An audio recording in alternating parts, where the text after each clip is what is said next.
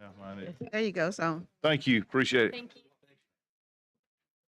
All right, ladies and gentlemen, let's get started. Welcome to the August version of the Sunset Committee hearing and meeting. First on the agenda today is the Board of Examiners of Assisted Living Administrators. And Ms. Thomas, would you mind sharing with us what information we've got?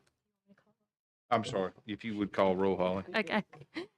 Senator Coleman Madison, Senator Gavan, Senator Gudger, Senator Kelly, Representative Pringle, Representative Rafferty, Representative Shedd, Representative Simpson, Representative Underwood, Representative Wilcox, Here. and Senator Barfoot. Here. 7, and we have a quorum. All right, thank you so much. Now, Ms. Thomas, you'll share with us what information you've found about the Board of Examiners, the Assisted Living Administrators. Thank you, Senator Barfoot. Thank you all for being here today, and we're ready to get started. The first one we have, like I said, is assisted living. The Board of Examiners of Assisted Living Administrators. This was created by Act 2001-1057. This board licenses and regulates assisted living administrators. It does not license or regulate assisted living facilities. I think that's an important distinction to make. There are 9 members on this board. They are appointed by the governor. All members serve until the governor appoints a successor. The board members are paid. They do receive compensation, and they receive travel per diems. The administrator of this board is the Austin Group. The board has an emergency contract with them for executive director and administrative services. Claire Austin, president of the Austin Group, serves as the board's executive director. The current emergency contract is for $6,000 monthly, began May 19th, 2023, and it was for 90 days. It expired August 17th, 2023. There has been an RFP done on this one. It missed contract review in August. The contract, maybe the contract review deadline is tomorrow at 3:30 for it to make the September one. But according to the CPO, there has been no extension of the emergency since August 17th. This board does not have employees. They do contract with legal counsel with Mr. James Sasser. The board issues 2 different types of licenses. They have a total of 477 licenses issued as of April 2nd, 2023. Their financials are found on page 17 of their report. Their unobligated cash balance at the end of the year was $325,373.14. They don't have any required distributions or anything they have to do with unused funds at the end of the year.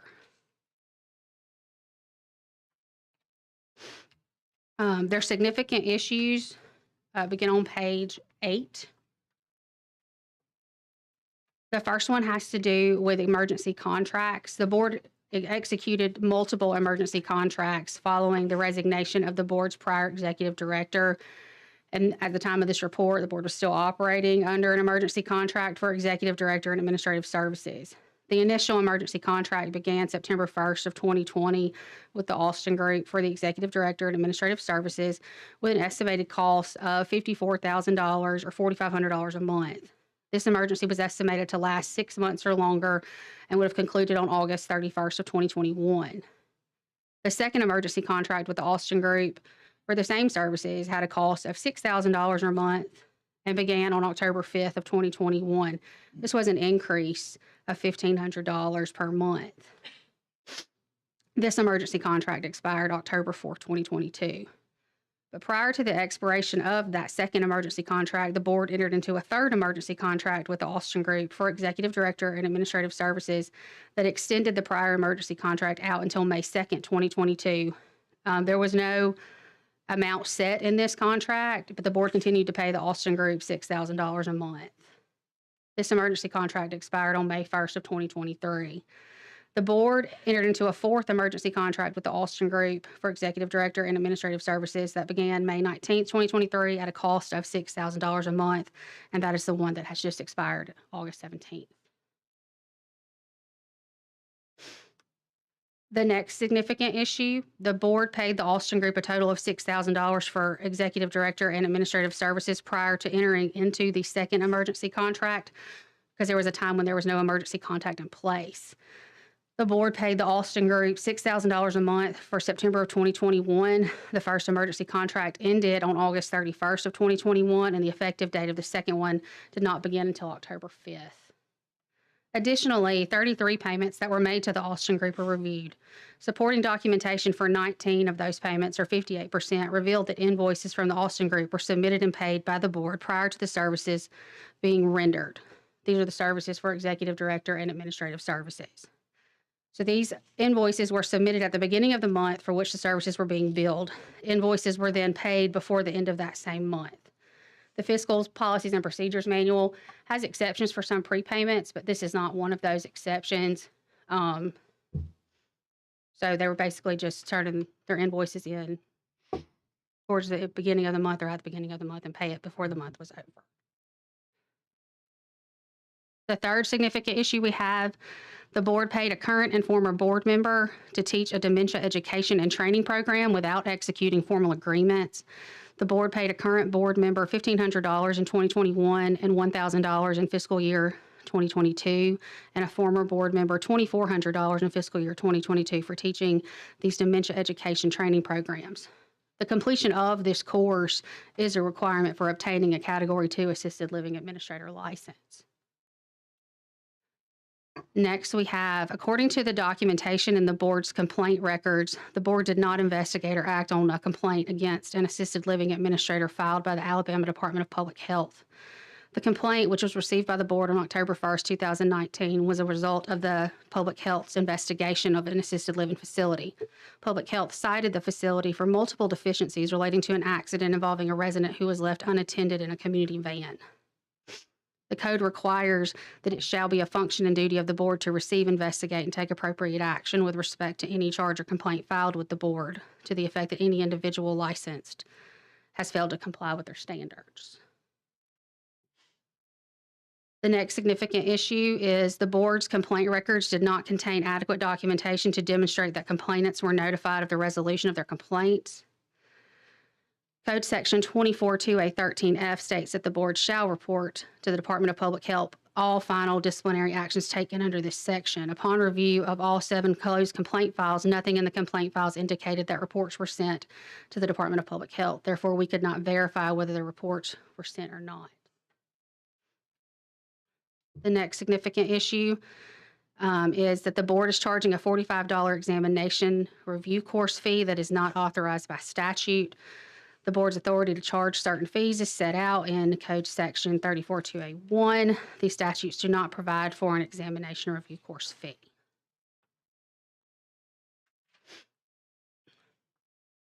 The next issue we have involves meeting minutes. We reviewed meeting minutes for the period of October 2018 through November of 2022, and we noted the following discrepancies. On one occasion, the board entered into an executive session without recording the purpose of the executive session in the meeting minutes as required by statute. The meeting minutes for one meeting were not available for review as required by statute. The board did not elect officers in the December 4th, 2020 meeting, the first meeting after October 2020 as required by statute. And 9 meeting minutes were not signed by a board officer as required. Additionally, those minutes did not indicate the approval or adoption of the minutes of 3 board meetings as required.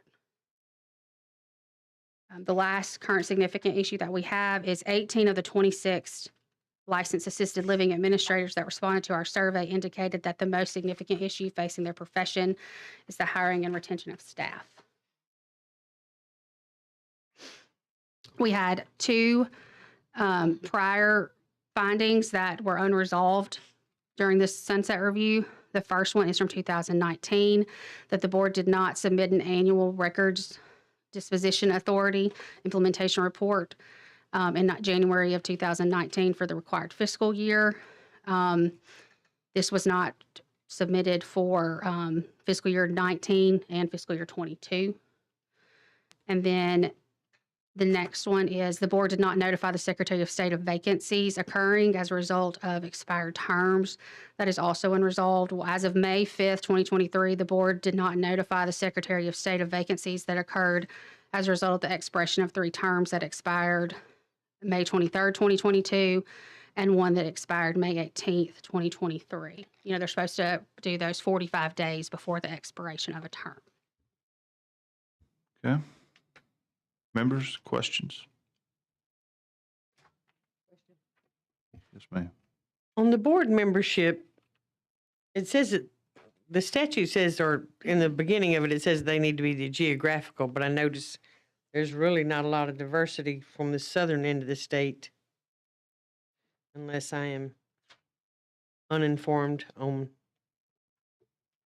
I guess, Andalusia. Is that counted as, is that a congressional district, or is that the lower part of the state? I mean, it's in southeast Alabama, but that may be a question for the board tomorrow. Because it does have the language that the board should reflect the geographical diversity of the state.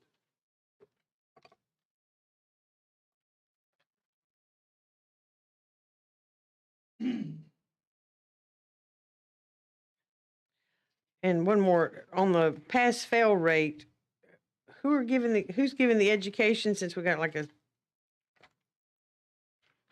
who's educating them to be able to pass the test?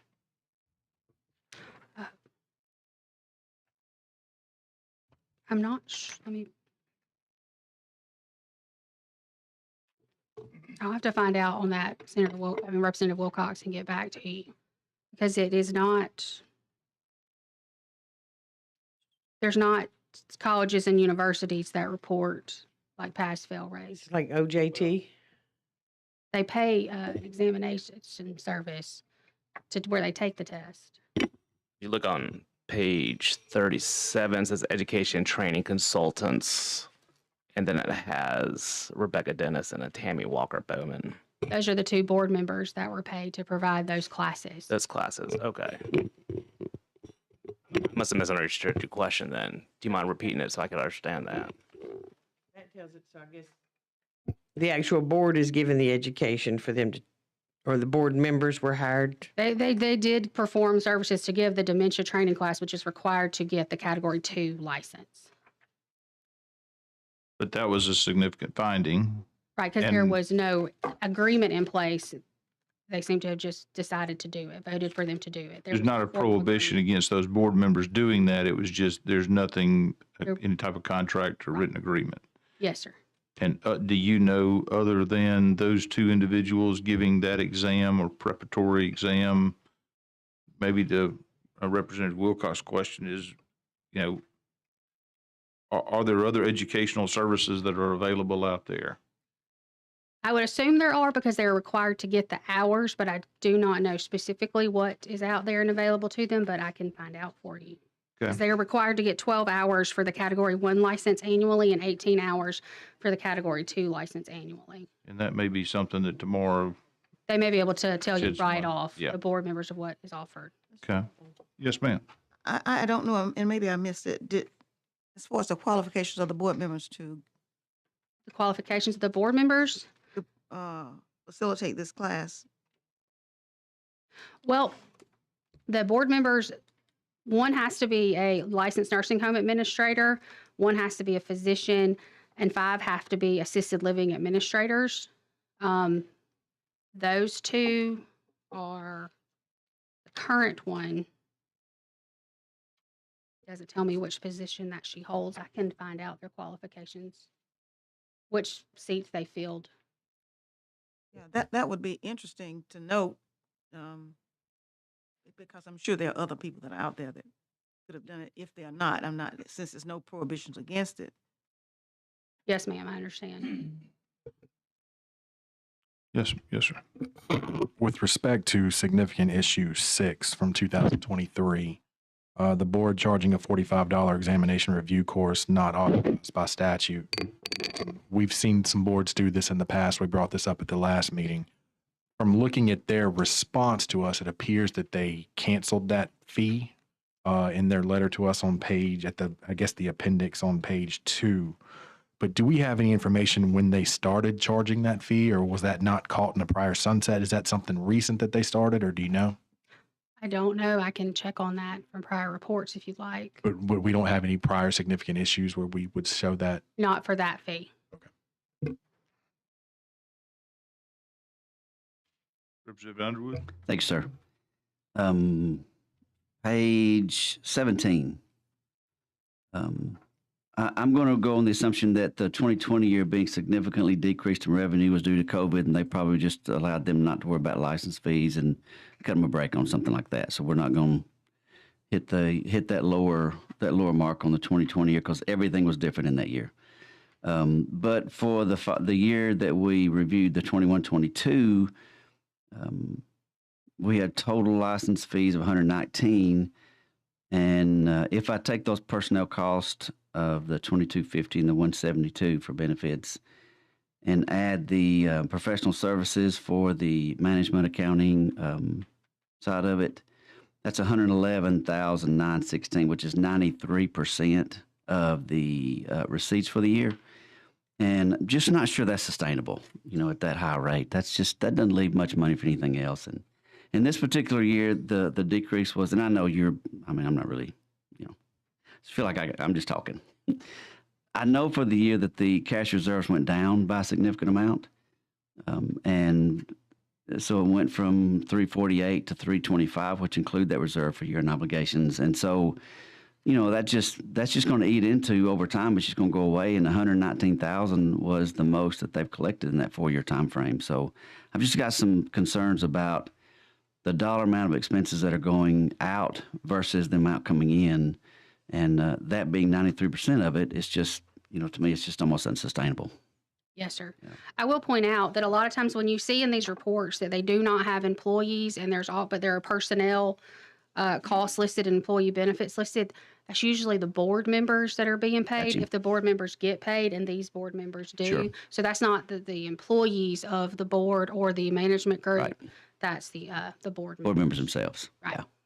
I mean, it's a low number. I just Right. I just put in there with it. And I got that number from that Appendix 2, which is on page 37. Mm-hmm. For the Austin Group. And a quick question, the under data processing affiliated marketing LLC of $18,000 in the year of, what was that for? Website design was 14,500 of it, and then 3,500 was the monthly hosting fees. Okay, so that's the one. So that the big amount's the The one. big amount should be Okay. more of a one-time thing. Okay. It was one bill. All right. Say that again, Dixon. The monthly hosting fee was It was what? $3,500, not per month. That Okay. was in total. All right. It's $700 a month is what they charge for the hosting fee. It's monthly website hosting and 3 hours of monthly website maintenance, and the invoices are for $700 each. I scanned back to the front just to look. There's no requirements for congressional districts for the appointees to this board at all, right? No, sir. So I saw that 4 are in Montgomery County, Yes, sir. and so that was just a question I had.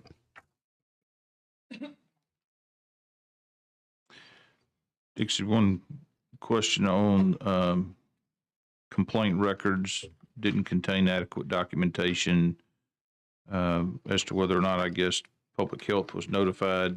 We're not saying that that doesn't say that public health was not notified in accordance with the code. It's just that the internal documentations don't No. show. That's correct. So the documentation that was in their complaint files did not reflect that that was completed. And is that required to be in those complaint files as well as forwarded to the public health, or? They're required to report to public health all the final disciplinary actions taken under their section, and we can't verify whether or not they comply if they don't document it somehow, and we didn't find any documentation to support that they had done that. Right, got you. Okay.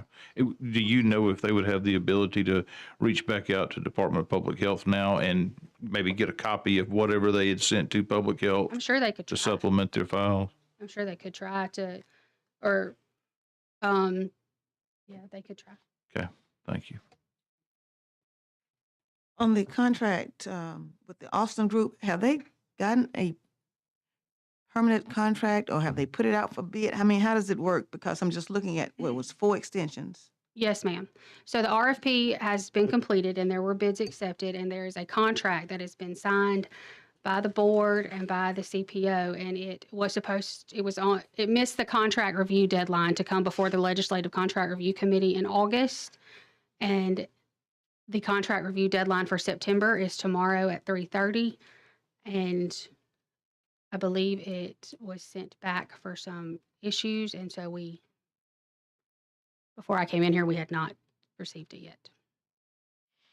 Okay, but in as much as they have sent it and they're working on it and you all sent it back for revisions, will there be a time where the contract review committee will meet and, The contract review committee meets the first Thursday of each month, so it is September 7th okay. when they so- will meet again, and then once the governor signs the contract, it will take effect. And then lastly, on the emergency contracts and the multiple emergency contracts, not only on this one, but other boards that we've seen, remind us, if you will, what the rationale or reason for an emergency contract in general, and how many of those there can be in a row. There's no set limit that says how many there can be in a row, and the the fiscal policies and procedures allow for them to last a year. But some of them are setting certain time periods, like they'll say it's going to be 6 months or 90 days.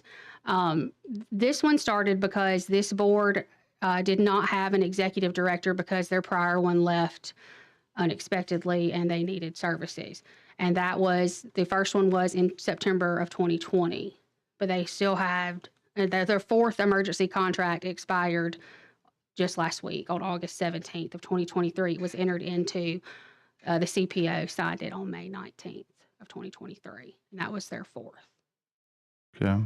so is there a time limit that they have? I mean, I was just wondering, is the contract long enough that they are having to reissue emergencies? You know, if you're satisfied with the service, why not issue a longer contract, or is there some prohibition on it?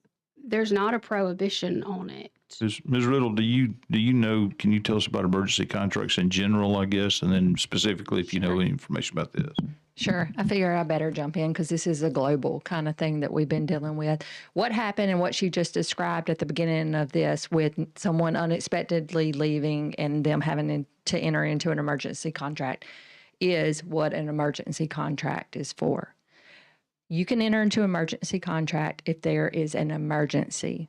And what we have said at our office, which we do contract review too, which is why Ms. Thomas is saying all this about contract review and us knowing all this. It is not the state. You can't create the state's emergency. And I'm not saying this just about this one. I'm just saying in general. There are times when emergency contracts are warranted. Emergency contracts, I'm not going to say never because, I was taught about saying never and always. But over and over and over and over and over and over again for years, we need to reevaluate the emergency at that point. But I will say, once again, we've been working with the CPO on reining emergency contracts in because they had gotten out of control and them being able to be continued over and over. So is it whatever board it may be that approves an emergency contract with no oversight or checks and balances from y'all's office or anybody else in government? Is it just, say, on a whim? I'm not suggesting the first one was, but Used to more so, but now with the new procurement law that went into effect in October of 22, the CPO is in charge of that now. So there is a check. It's not wait until we come in and say, you've been doing this wrong. There is that internal control in place now. And we've been working with her on making sure that's set up correctly. okay. And I was just wondering, as far as not just this board, but all boards. And I look at it like, say, if there's an emergency, obviously, because if it's not an emergency, if it lasts a period of time. So I'm just wondering if there's a set period of time, not just this board, for all of them, that, you have a time to procure or whatever you need to resolve this issue. And then if you're going to go into a regular contract, because I think it's fair to the person that you're contracting with. Nobody wants to be hung out there like a yo-yo all the time, back and forth. Mm-hmm. So I'm just thinking that if this is something that, and then it's kind of like bid law, in a sense, breaking it up because you don't want to go over it, so you break it up and you give it to small contracts, and so Ooh, that's I'm- against law. so I'm just saying that to me, it's kind of like that example, but I'm just hoping that this is something that in fairness to everybody in both sides. But here it seems like the board is more in control of this.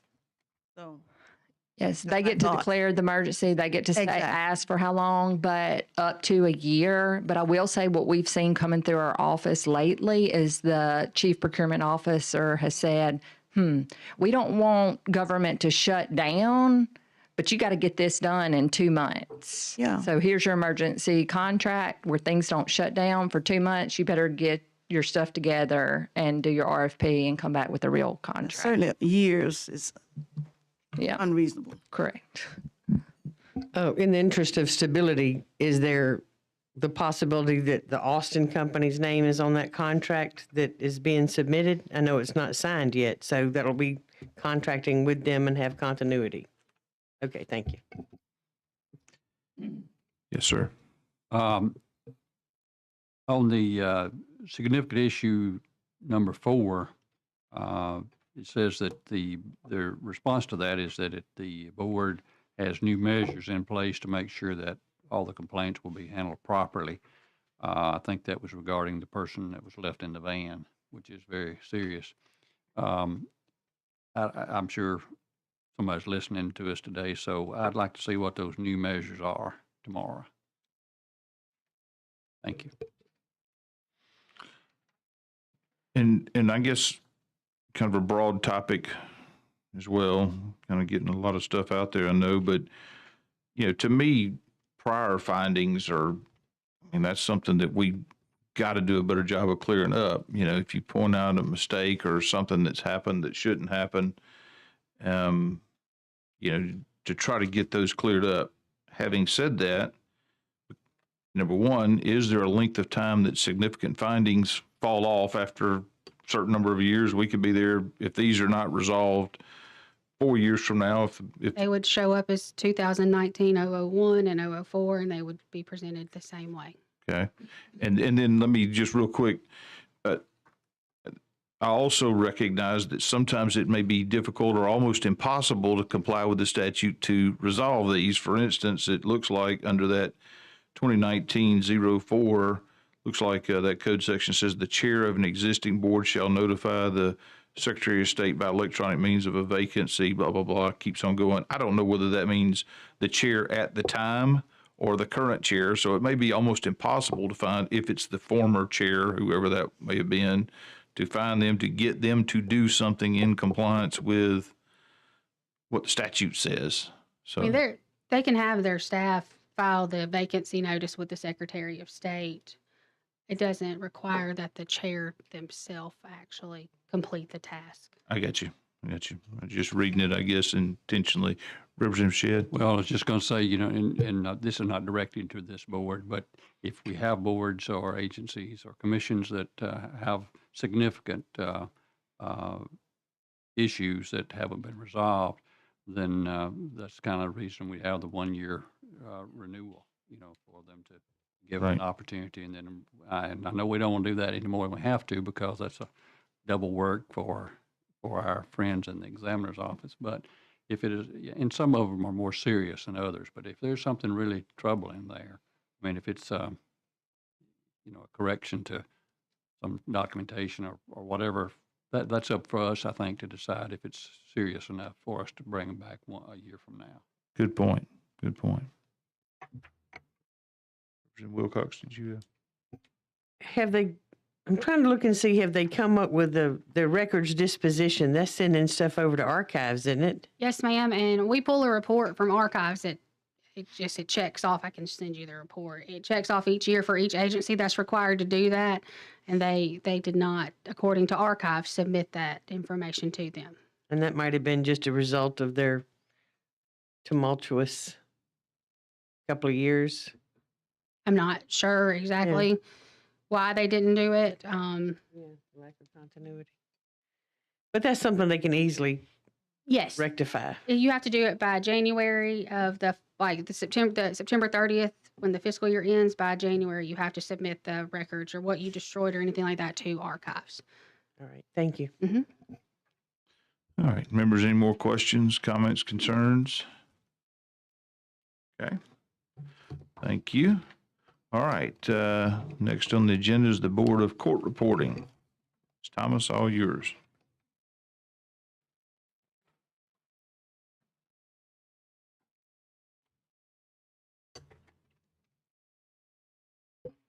Okay, the Board of Court Reporting. This was created by Act 2006-200. This board exercises licensing and regulatory authority over the practice of court reporting. There are 7 members. 3 professional members are appointed by the governor. 1 member of the Alabama Bar Association is appointed by the lieutenant governor. 1 official court reporter is appointed by the president pro tem of the Senate from a list of names submitted by the Alabama Court Reporters Association. 1 freelance court reporter is appointed by the Speaker of the House from a list of names submitted from the Alabama Court Reporters Association, and 1 member is appointed by the Chief Justice of the Alabama Supreme Court from a list of names submitted by AOC. This board has a part-time employee who serves as the executive director. He was appointed by the board. His name is Victor, and I'm sorry, I do not know how to pronounce his last name. If he's here, he can. Biebighauser. I'm sorry, I didn't want to mess it up. Mr. Biebighauser is the executive director at an hourly rate of $32.68 an hour, not to exceed 19 hours a week. He's the only employee. They have a legal services contract with a private attorney, Mr. Mark D. Wilkerson. The board operates out of the state treasury. They do have a requirement for unused funds. Any funds remaining at the end of each fiscal year in excess of $250,000 shall be available to the board to provide for education and training of court reporters. For the fiscal years covered by the Sunset Report, they did not have excess funds that exceeded $250,000. As of April 4th, 2023, they had 384 licensed court reporters. There were no significant issues or prior findings to report for this board. Their financials can be found on page 12.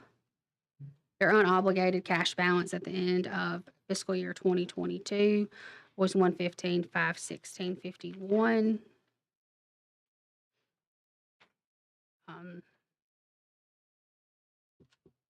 Really all I have on this one. That's good. Members, Representative Underwood. Page 12.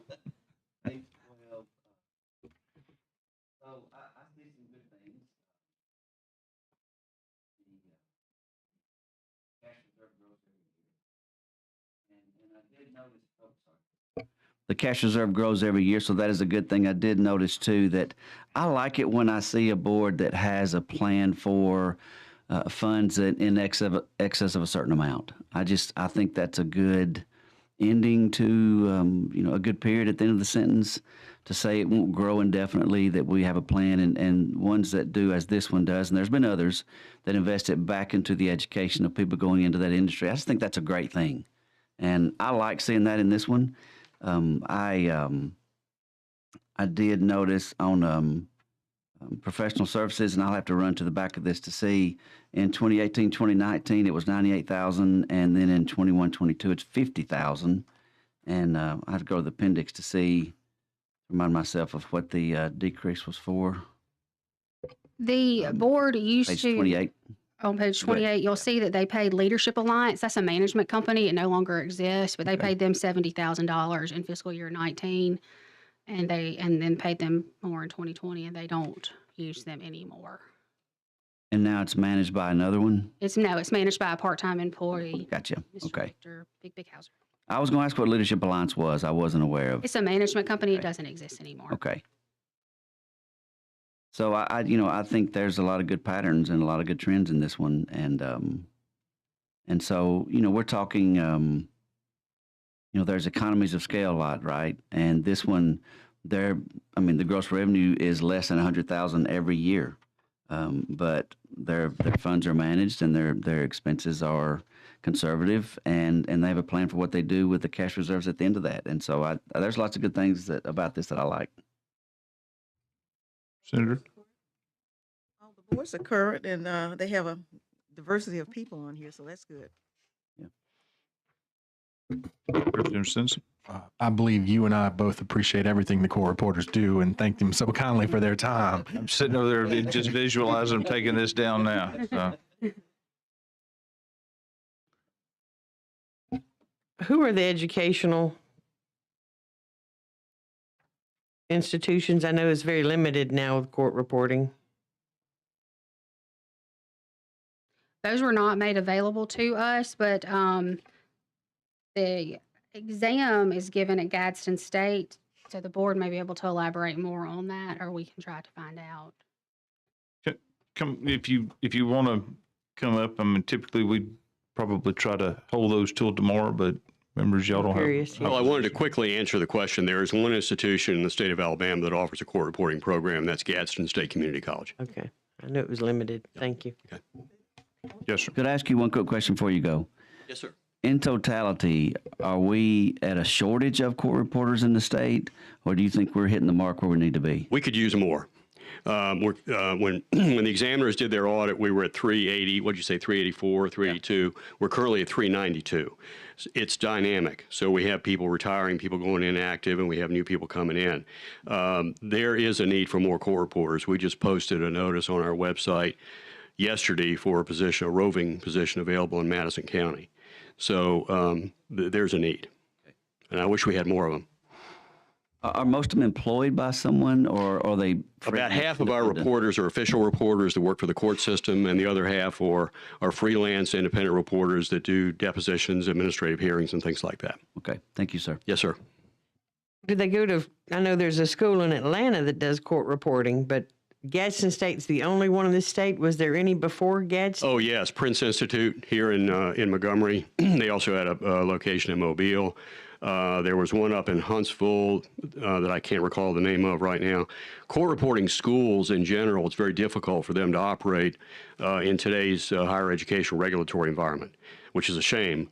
But there are very few schools left that are offering court reporting. And many of the schools, like what you're talking about, that's all they did. Gadsden has that as one program among all the programs that the community college offers. Thank you. Yes, ma'am. Open medicine. Could you elaborate on the obstacles? Because if there are more, I would hate to have people go out of the state to get an education for what we need right here. Seems like we can grow our own, but what are the obstacles? Well, our current rules require that in order to be licensed, a reporter has to have graduated from a court reporting program and then also pass the requisite tests that are administered. And we don't do that ourselves. We don't administer the tests. We only see the people that have passed the tests that come in to be licensed.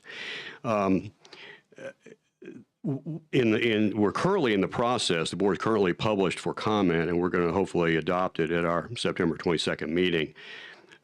Somewhat of a relaxation of that requirement, so that if a court reporter has what's called an RPR, a registered professional reporter, or a certified voice reporter, they can be licensed without having shown that they've completed a program. And that gets to the question about whether we need more reporters. That will open it up somewhat. In fact, I've got a few of them right now that if that rule were in effect, we'd be able to license them, but we can't. We looked at that because of the governor's executive order about trying to reduce burdensome regulations. And our board was in substantial agreement, unanimous agreement, that anybody who has an RPR or a CVR designation, there's no reason why that individual should not be licensed in the state, regardless of whether they completed a program. And so we're going to certified voice reporting now? We have a few voice reporters in the state. We do not have many, okay? That's a very specialized subset of court reporters. The vast majority of our reporters are real-time reporters. Mm-hmm. We do have a handful that are voice reporters. That is allowed. We just don't have very many of them. For some reason, one of my best friends over in Atlanta, because she's a voice recorder for the courts, And I just didn't think it was allowed in Alabama. We have a few, but not many. All right, thanks. So could you remind me again what the RPR stands for what? Registered Professional Reporter. And That is a designation that they get from the National Court Reporters Association. so it's a court reporter without the training, without the education? No. They've had training, and they, in many cases, have had education. In most cases, they probably graduated from a program. But there are cases where somebody let's say a person's in a state that doesn't require completion of a program, like Tennessee, okay? But they have the RPR. Right now, if they're in Alabama, if they're residents of Alabama, they can't be licensed. And we want to change that. And you have no issues with the quality of the person in their ability to do what they need to do with an RPR? Not if they have those designations. Those are the top of the line people. Yep, trust you on it. I was just asking. Yes, sir. Thanks, sir. Right, and they have to have continuing education certified by that national association. Well, they have to have, our board requires 5 continuing education hours per year. And many of them get that through the national organization, the National Court Reporters Association, or the Alabama Court Reporters Association. Thank you. Yes, ma'am. Members?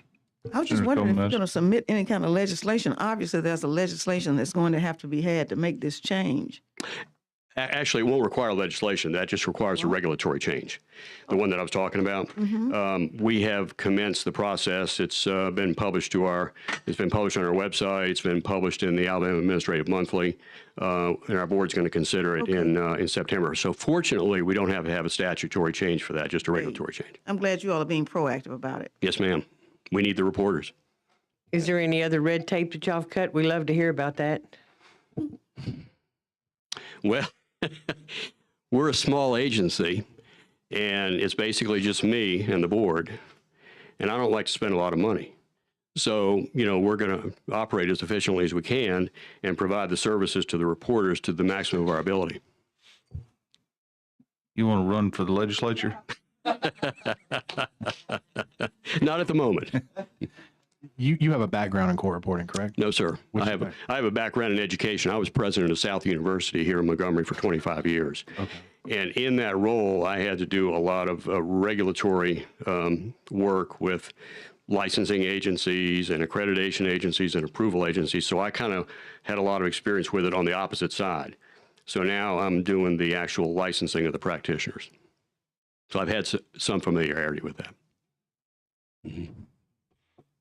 It's well done. Thank you. And we'll have some board members here tomorrow as well, if you'd like to talk to them. Okay. Any other questions or comments? All right. Thank you so much. Ms. Thomas, Board of Cosmetology and Barbering. All right. The Board of Cosmetology and Barbering. It was first created in 1961 to regulate cosmetologists.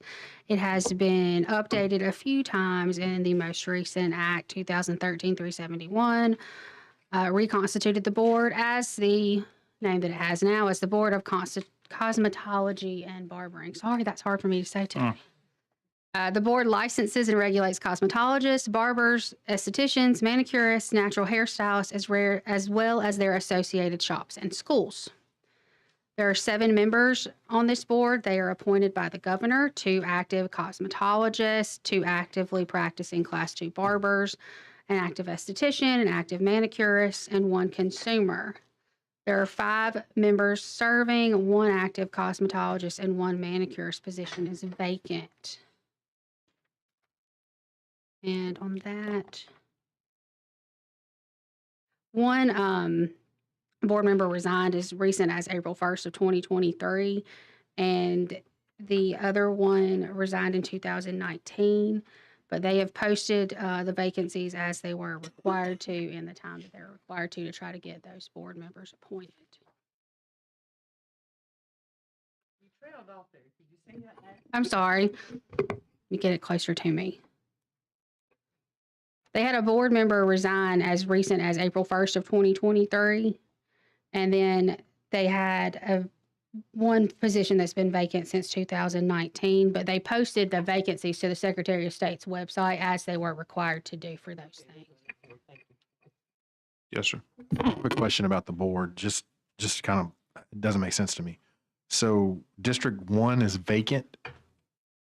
I'm looking on page, Yes, The that's the appendix. person who resigned April 1st of 2023. okay, they resigned April 1st, 2023. hmm District 6 is vacant as well. Right, and that vacancy, the person resigned, and it was posted on 1/23 of 2019 to the Secretary of State. I'm on all the way in the back, in the appendix. Sorry, we're on Appendix 5, which is right at the end. And I'm going to bounce around here for a second. District 3, term expired November of 2021, and the parentheses indicate serving until filled. So he's just kind of filling a vacancy until somebody else comes along. The board posted it to the Secretary of State's website on September 27th of 2021. And it's just been, It's been vacant. The person's been serving because there's no one appointed to fill it. okay. And same for District 7. Yes, it was posted to the Secretary of State's website on March 2nd of 2020. Okay. So of the 7 districts of the board, 2 are vacant, 2 are just serving unfulfilled. I mean, waiting until they're serving until be filled. So you really only have 3 out of 7, less than a majority of those actually serving for the appointed term that they retired to. Yes.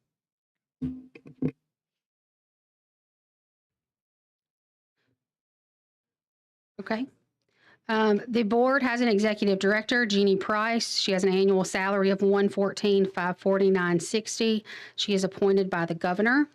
This board has 24 employees. For legal counsel, this board has an interagency agreement with the Alabama Board of Real Estate Appraisers for one of their employees, Ms. Neva Conway, to provide legal services on an as-needed basis. The board compensates the Real Estate Appraisers Board for 1/3 of her salary. For 2022, they paid the Board of Real Estate Appraisers $45,499.87 for their legal counsel. The board had 37,190 licenses as of December 30th, 2022. That is all the type of licenses and some of the shops. 6,000 of those are shops. The others are threaders, shampoo assistants, different types of hairstylists, cosmetologists, and estheticians and barbers. They operate out of the state treasury. There are no required distributions or any requirements on their unused funds at the end of the fiscal year. Their financials can be found on page 21. At the end of fiscal year 2022, they had an unobligated cash balance of $2,139,547.90. Their significant issues are found on page 13. And these all are having to do with responses to our survey that we send out. 4 of the 6 complainants that responded to our survey stated that the board did not communicate the results of the investigation into their complaint filed with the board. We reviewed documentation in the board's complaint files, and it indicated that letters had been sent to the complainants communicating the results of the board's investigation into their complaints. The second issue is 4 of the 8 schools responding to our survey stated that the most significant issue currently facing their profession is unlicensed persons practicing the profession. The third significant issue is 4 of the 15 schools and shop owners responding to our survey expressed concerns that the board does not require continuing education for the renewal of licenses. We did look, there are a lot of states that do have continuing education requirements, but we are not one of those states.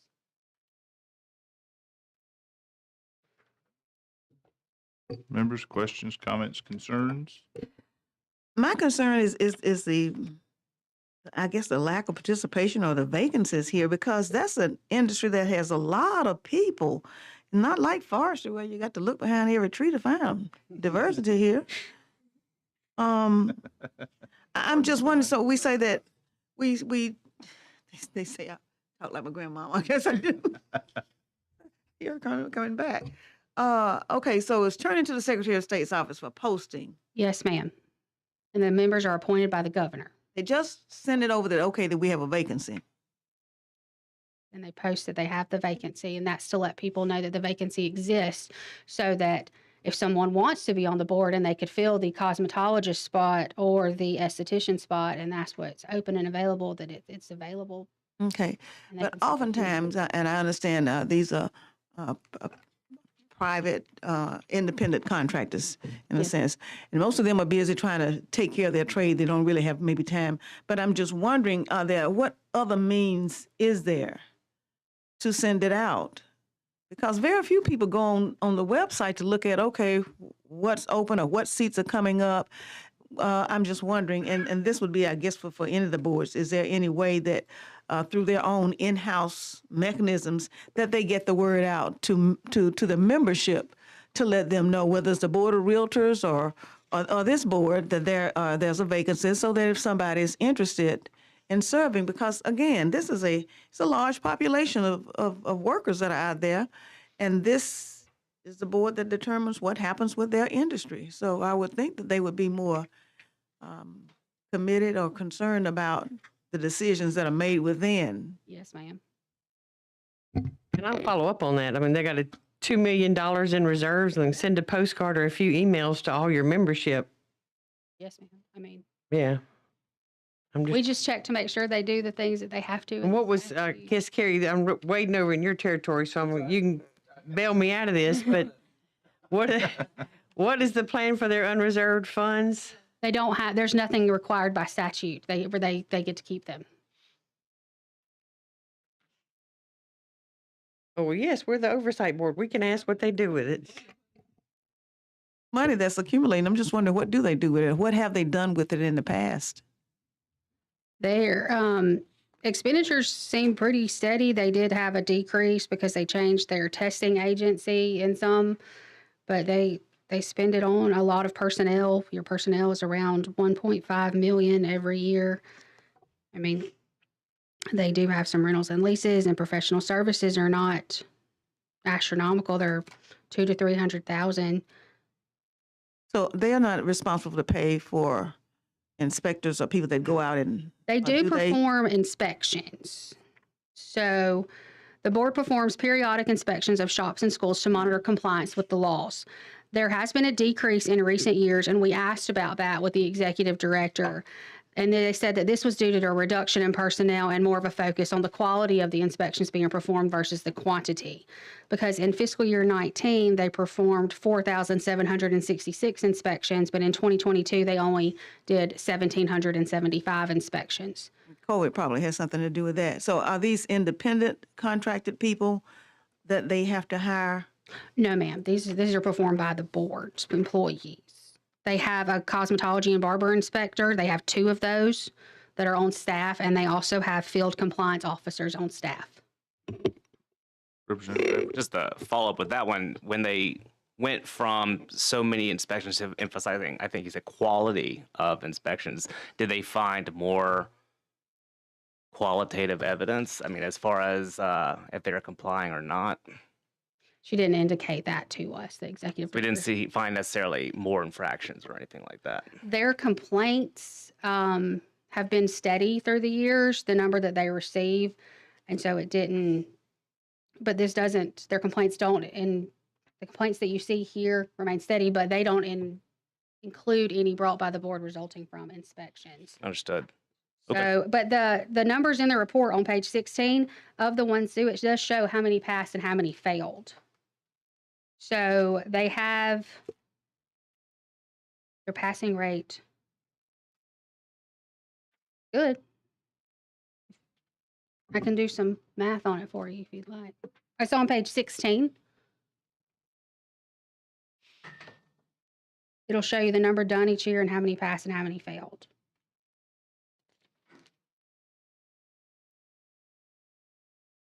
But this is for the complaints and inspection of the complaints, correct? This is just the Not inspections. just the routine kind of inspection. Not the routine complaint. Okay, understood. Thank you. Yes, sir. It looks like they did less inspections and had less failures. Yes. So in 2022, their pass rate was 93% of the inspections the shops passed. Well, I think we could ask them if they're listening today to bring more information about this, especially with the large amount of reserves. Also, I'm looking on page 22, their operating versus disbursements and receipts are, in 2022, is pretty right neck and neck. They, almost what they were taking in, they were spending out. So again, maybe COVID has something to do with it. I don't know, but I would be interested still in wanting to know what are they doing, or what are their plans for the reserves. Yes, ma'am. And this is a question, I guess I'm just asking out loud, not necessarily specifically for you, but I would assume that, well, when somebody starts a business, say for instance in Montgomery, they have to get a business license. Did the municipalities typically check to see whether they have a professional license as well, or do they just issue a business license? Hi. You may know. Okay. Okay. Maybe tomorrow we'll have a opportunity to talk to them about that. Okay. All right, members, any, Yes, sir. Representative Underwood? So if I want to identify which year is the year of COVID, that would be, it'd be 2019, 2020, because most of those months are in 2020. And then, the next one as well for parts of those on the shutdown days. And it's interesting to me to see on here that from 2021 of revenue of 3.1 million, then our current year 2022 revenue of 2.1 million. So we got $1 million drop almost. And I'm just curious about why that either that one year was so high or the current year was so low. It's, and I see a 2.7, 2.4, so I know there'll be variations in that, but that $1 million drop's a third. I'm kind of curious about what might have happened there. A lot of times you can look at the number of licensees and see if Yeah. that has anything to correlate. With this board, we were not able to provide the number of licensees per fiscal years, and they had issues migrating their licensing information from an old software program to a new software program. So Okay. they may be able to provide that now, but we asked repeatedly to see, and they were having a lot of issues migrating it over, and we never got that information. But the financial dollars are Right. no issue with those. They No. actually had 3.1, According and to then this year had 2.1. And on those rentals and leases, the 238,000, is that facilities or what's the bulk of that? I mean, they have to rent office space. Yeah. They're housed in one of the Okay. RSA buildings downtown. Yeah, so that'd be the bulk of it then, I'm sure. Okay. Members, any other questions, comments, concerns? There he is. Yeah, I'm sorry. Welcome It's to been the quite party. too long. As far as the board communication, I'm on page 28 and looking at the shop licensees complaints. Obviously, the cosmetology board works for really the people that are on the shops, right? So from that, they have complaints through there. I like to read through those. But the one that keeps catching out is that there's not consistency in replies that the board, when they call the office or they try to get some email back from that particular board. And part of that might be because there's 3 vacancies pretty much right now on that board. But the second part of that is that it said the website wasn't working on for a list of people that they are able to hire around in their, I'm going to say district because I'm in the political world, but in their area that they would like to, if they were licensed or not. The biggest concern for most of them throughout all of the questionnaires were, if I hire somebody, I need to make sure that they're licensed, but there's a lot of people practicing that do not have the license. And so if that's the case, that's what this board is supposed to be out doing. So if they're doing less inspections, obviously on the shops or checking the permits and not getting any more people that are, I guess you'd say, failing, but we're having more people getting into the industry that without permits or license, then I think there's a problem there. So I'd like to address that tomorrow if possible. Members, anybody else? Just to follow up in that same response, when someone mentioned that they had, in wanting to hire nail techs, they want to make sure they hire people that are trained, properly trained, and they requested a list of all trained people that have been certified, so that when somebody walks in, you want to be able to verify. So this person asked for a list to ensure that the person who came in that they were interviewing was properly trained and certified. And again, when you're trying to hire people, especially during this time of the year, so they said it was like months. And so that's business. That's causing that business to lose money. Yeah. Okay. Any other questions or comments? All right. Moving on to Private Investigation Board. Ms. Thomas?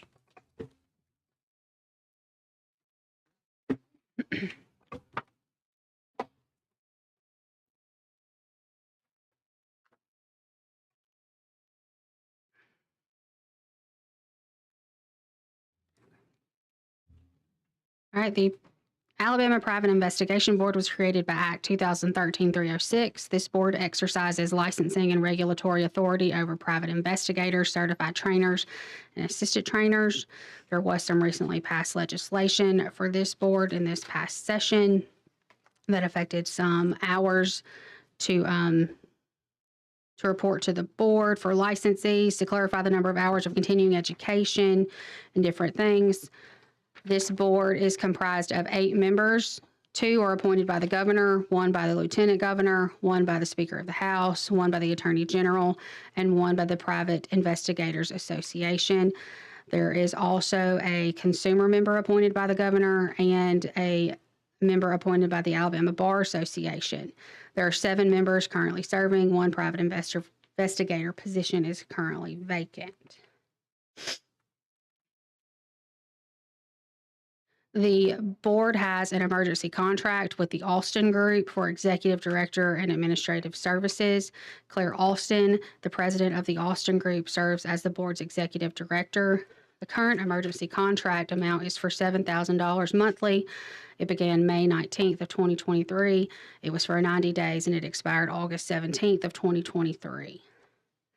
The board does not have employees and they use the Attorney General's office for their legal counsel.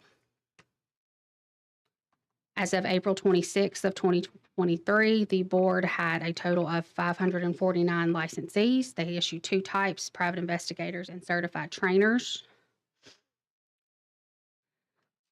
Their financials start on page 17.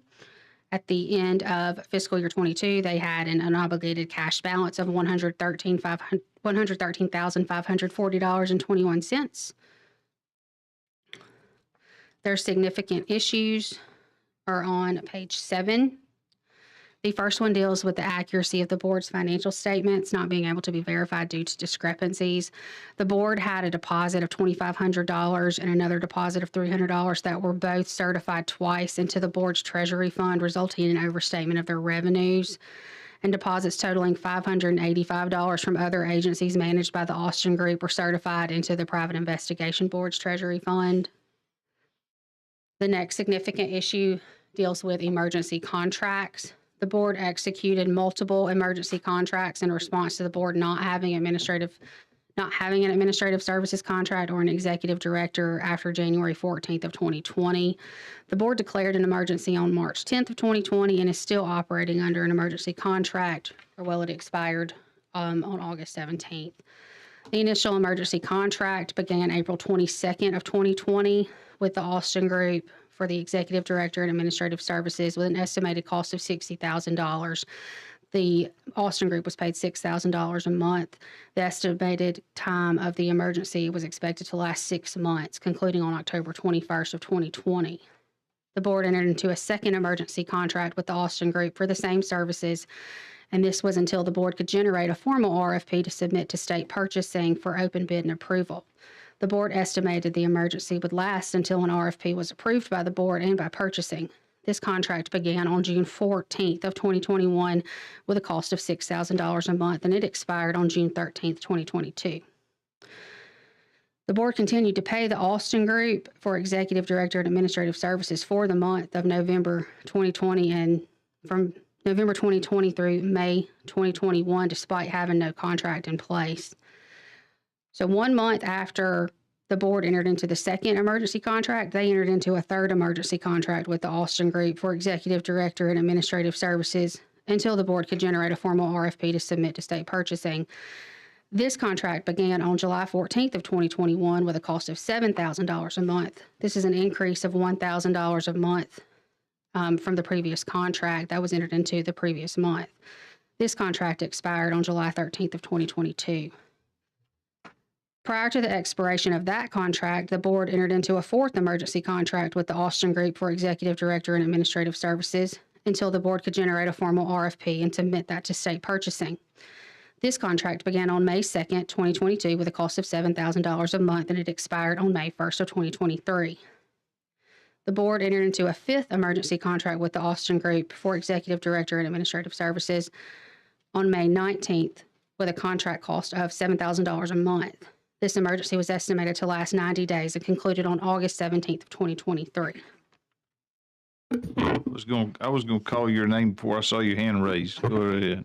Can I ask Ms. Riddle a question? Sure. We seem to be in the pattern of emergency contracts through this. And I understand you've said in the past there's no limit on emergency contracts. Is that something that needs to be done legislatively? Well, y'all did that in the new procurement law that was passed. It gave the CPO that authority. And like I said, she's supposed to be reining that in, and you have to really provide that there is an emergency. We're kind of backstopping that too. So that's never been in place before. It is now, and it is starting to work. As this process has been going this summer and the CPO really getting going, we have been in constant, like, sometimes a couple times a day, sometimes a few times a week, talking with her and figuring out how to do these emergency contracts going forward in the interest of the legislature and the state kind of as a whole. So she's starting that process to rein these in. But y'all gave her the authority in that law to do that. Okay, so the idea would be hopefully that these emergency contracts would be fewer and less of that. And that seems to be the direction we're headed. That's with the legislation we've already passed, correct? Correct. And them being used for true emergencies. That definition had gotten real ambiguous. Is there any, it sounds odd that we did an emergency contract before an emergency contract expired. So is there any prohibition on that, or shouldn't they let that term run out or define it starting when the other one expired? There isn't necessarily a prohibition on it. I meant common sense prohibition, but there could have been a few little changes to that contract where they wanted to do it. Now, I will tell you, getting a contract through the process, you have to start thinking way in advance, and part of that is our fault with contract review. You have to think months in advance of when your stuff's going to expire to make sure it all stays continuous, but I can't speak to exactly why that happened. It is strange, but I can't, maybe that's something that the Austin Group could answer for y'all tomorrow on exactly why that happened or what led up to that. Thank you. I have copies of the contracts if you would like to see them. The board has done an RFP. It closed on August 17th. We, like Ms. Riddle said, we are in constant contact with the CPO, and we asked Insured to see if there had been any extension of the emergency after the contract that expired on August 17th, and there had not, but they have done an RFP. So that will go before the contract review committee on September the. I do not believe so, because the RFP just closed on August 17th, so it has to be awarded and a contract has to be done and signed and submitted before the deadline, which is tomorrow. I generally, I guess specifically with this board, but generally speaking, that layover time, when I'm assuming, the director of the agency that will continue to use, this case, maybe the Austin Group, is there a prohibition? I mean, certainly they can be paid for that month time period layover. It would depend on what the contract said. Okay. No. I mean, they shouldn't be paid if there's not a contract in place. That is true. And we have seen that where that has happened, and that is significant issues where they can't be paid if there is no contract in place. Okay. All right. And I guess then the mindset should be of any board, agency, commission, that if they know something's running out, to your point, is to do that in advance enough time to where there's not a layover. Right. Where you don't have that leadership there in place, or where you're asking them to do something and not being paid for it. Right, because the next significant issue we have is where there was a lapse in the dates of the contracts, where there were payments made to the Austin Group and there was not an emergency contract in place. Okay. Sure. So as we advise these boards or oversee these boards, should they start 6 months in advance before it expires? Or what is a good date that they need to be knowing that they need to be preparing? I think what has come out from finance is that you need to let a RFP at least for 21 days. So you need to draft your RFP. You have to get with the CPO at finance. Then you have to let it, 21 days is the minimum. Some people do 30, some people do more. Then you have to start the whole process of contracting with whoever gets that RFP, which takes a little while. So yes, it's a planning process. And if you're running an agency or your legal counsel, they've got to know those. So give me a date. I said 6 months. What do you say? I say you can put, our office pushes it and we do it. And we actually got one right now that we're going to get done in 2 months. But we know Jason Polk, who's our, he's Johnny on the spot. He knows the dates. So depending on the efficiency of their board, but minimum of 3, 6. Can this board do anything where we require, and not just say this board, this committee, do anything where we require the CPO to kind of show us how many emergency contracts are done every quarter and what agencies are using emergency contracts? And how She would give those to us if we ask for them. If that's something we want, we'll just request that. And I think we actually did for last meeting. When we left here, we asked her for that information and she got it to us. Very quickly. Yeah. So we can ask for that. Can y'all start asking for that? And just email it to y'all. Okay. I just want to chime in. I agree with the 6 months simply because you're dealing with different entities here, whether it's the Secretary of State, whether it's this board, whether it's the contract review, and then the other boards, the agency board, and they all meet at different times. And it's going to take time to get all this stuff together and get it approved. And again, everybody's not on the same timeline. So they really do need to back it up and give themselves as much time as possible so that you'll ensure that you don't miss deadlines and we don't find ourselves in a position of thinking that something is not quite right. Thank you. Okay. So, duplication of conversation. On page 17, where the financials are, gross revenue was 109, which again is the largest of the 4 years that you have us for review. And the management, professional services, the management side of that 96,000 was 84, which is 77% of the total revenue coming in. But again, underneath where you do so well of showing a cash balance beginning of the year, and then the end of the year unobligated goes from 125 to 113. So again, we're just dipping into the reserves until they go away. And this one I also find is somewhat unsustainable based on their revenue stream. If the revenue was, $50,000 more or whatever number more to sustain the expenses coming in, that'd be one thing. But this is another one that'll just the cash on hand will just keep dropping until it's gone. And that's one of the issues I have with this financial, not your preparation of it, but the going concern kind of an issue for me. It just keeps dropping. And there was another, just to change subject real quick. Yeah, that was just a statement more than a question. There was a status on prior. Yes, sir. I haven't finished going I'm through sorry. all of All the right. significant issues yet. We got. We kind of got sidetracked. I didn't even remember that, so I'll be quiet. That's okay. Okay, so I'm back on page 8.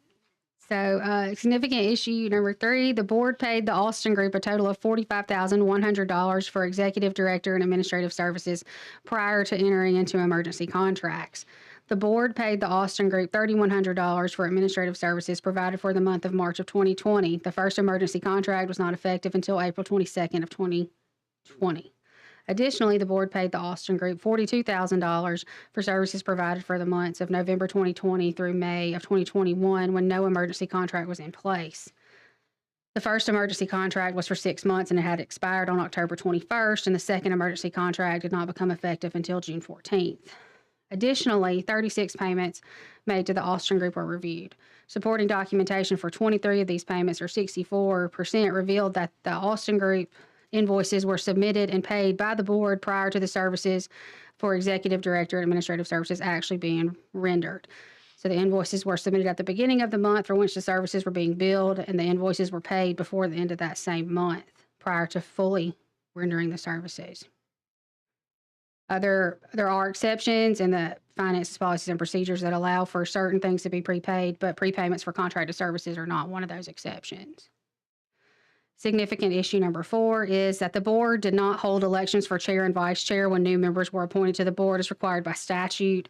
A review of the minutes from board meetings held on October 26, 2020, June 1st, 2022, and September 8, 2022 did not reflect these elections as required by Code Section 3425B6. This section states that new members of the board shall select from among their members a chair and vice chair each time a new member is appointed to the board. Significant issue number 5. One of the board's private investigator board members' positions has been vacant for over 2 years. This position was vacated on February 7th of 2021. The code requires that any vacancy occurring on the board shall be filed by the appointing authority of the vacating member for the unexpired term. The expiration date for this term position is June 13th of 2024. Who's responsible for that seat, for that appointment? Confirming that appointment or nominating? Governor. I will find out for sure because the private investigators are appointed by 5 different people. Looks like, Okay. yeah. Well, in the appendix that, number Is it the 4. governor was? Yes. And the statute says that the group can appoint somebody to fill it until it's, so this board can appoint somebody to fill it until it's filled? Well, they can appoint a member. So this position, according to their board member over the appointing authority, is the governor. So each one of those people appoint a person, and we keep track too of who appoints which member to know which term expires when and who's the appointing authority for them. On page 2, it says that the 6 private investigators are appointed by the governor, lieutenant governor, speaker of the House, attorney general, and the association. Okay. So if I might could just, real quick, this feels like a loophole to me. It's like the governor has, a lot of daily things to do, obviously, and her staff. This board has one thing, that they focus on, and those few board members. And it just seems like there should be somebody on the board that maybe should be responsible for saying, remember, we got to have this person. Remember, just to instigate and initiate and maintain the fact that board member's position's empty. Just feels like there's a loophole there that just, if they say we'll just be quiet, we'll never fill it, kind of a thing. And I don't know how to fix that, but. And maybe tomorrow we can hear whether or not those conversations are taking place, because I guess it's entirely possible that they have reached out to governor's office on numerous occasions. And so. On some of them, it says that they will recommend a slate of 3 to the governor, and I just wonder if these are ever. These statutes aren't worded that way. Right. I wonder if they're ever reaching out, like we're talking about, to remind their staff that they have an empty position that needs to be filled. Yeah. It just feels like a forgotten spot to me. It's just gone by the wayside. Well, it certainly speaks to a lack of board activity just on the information that we have here right now, which leads you to wonder, are boards necessary if we don't have enough people stepping up to lead them? I know that's an awful broad statement, but. No, valid point. Representative Shedd? On page 22, the private investigator questionnaire, there were pretty good response, 26% response there. And I'll have some questions tomorrow on those, particularly about the background checks. If anybody's listening. Ms. Thomas? Okay. Significant issue number 6 deals with complainants responding to our survey have a negative perception of the board regarding how their complaints were handled. 6 of the 8 complainants stated that the board did not communicate the results of its investigation into their complaints. Additionally, 5 of the 8 complainants do not believe that the board did everything it could to resolve their complaints. A review of the board's complaint handling process revealed that the board does not have an efficient system in place to track the status of complaints submitted to the board, and the following inadequacies were noted. There's no system to assign an identifier or tracking number submitted for 2 submitted complaints. Multiple complaints received against one specific licensee were placed in one master file instead of assigning each complaint a unique identifier for easier tracking. Documentation for complaints were misfiled or misplaced. 8 complaint files were missing documentation of the board informing complainants of the results of the investigation. There was an instance where the board closed a complaint file with a reason notated that the complainant had been reimbursed fees paid. However, according to the complainant, the respondent or the licensee never reimbursed the fees, and the supporting documentation to verify the return of the fees was not provided. There was an instance noted of the board not adhering to its complaint handling procedures for a complaint filed on May 22nd, 2020. After investigating and confirming the respondent or the licensee was in violation of the Private Investigation Regulatory Act, the board created a consent agreement that was dated April 6th of 2021. This consent agreement stated the violations of the board's laws by the respondent and the disciplinary sanctions of the license revocation, and levied a $4,000 fine. The following noncompliance was noted. The board stated the consent agreement was sent to the respondent. However, the respondent refused to sign the consent agreement. There was no documentation in the complaint file to demonstrate that the consent agreement was sent to the respondent pursuant to their administrative rules. Upon the respondent's refusal to sign the consent agreement, the board did not schedule a disciplinary hearing for the respondent to address the violations before the board pursuant to the board's administrative rules. Additionally, the board did not suspend, revoke, or refuse to renew the respondent's license at the time it determined the respondent violated the Private Investigation Regulatory Act pursuant to their rules. And there was no documentation in the complaint file to demonstrate that the board sent written notification to the complainant of the actions taken against this respondent in response to the investigation report. Based on the information provided, this respondent or licensee continued to practice as a private investigator. An investigation was opened by a municipal police department in November of 2021, and the board was subpoenaed on March 3rd of 2022, requesting all information and documents, including the complaints, grievances, and employment documents related to the licensee. The board closed the complaint on July 11th, 2023, and the respondent's license was placed in an inactive status, pending the outcome of a criminal case.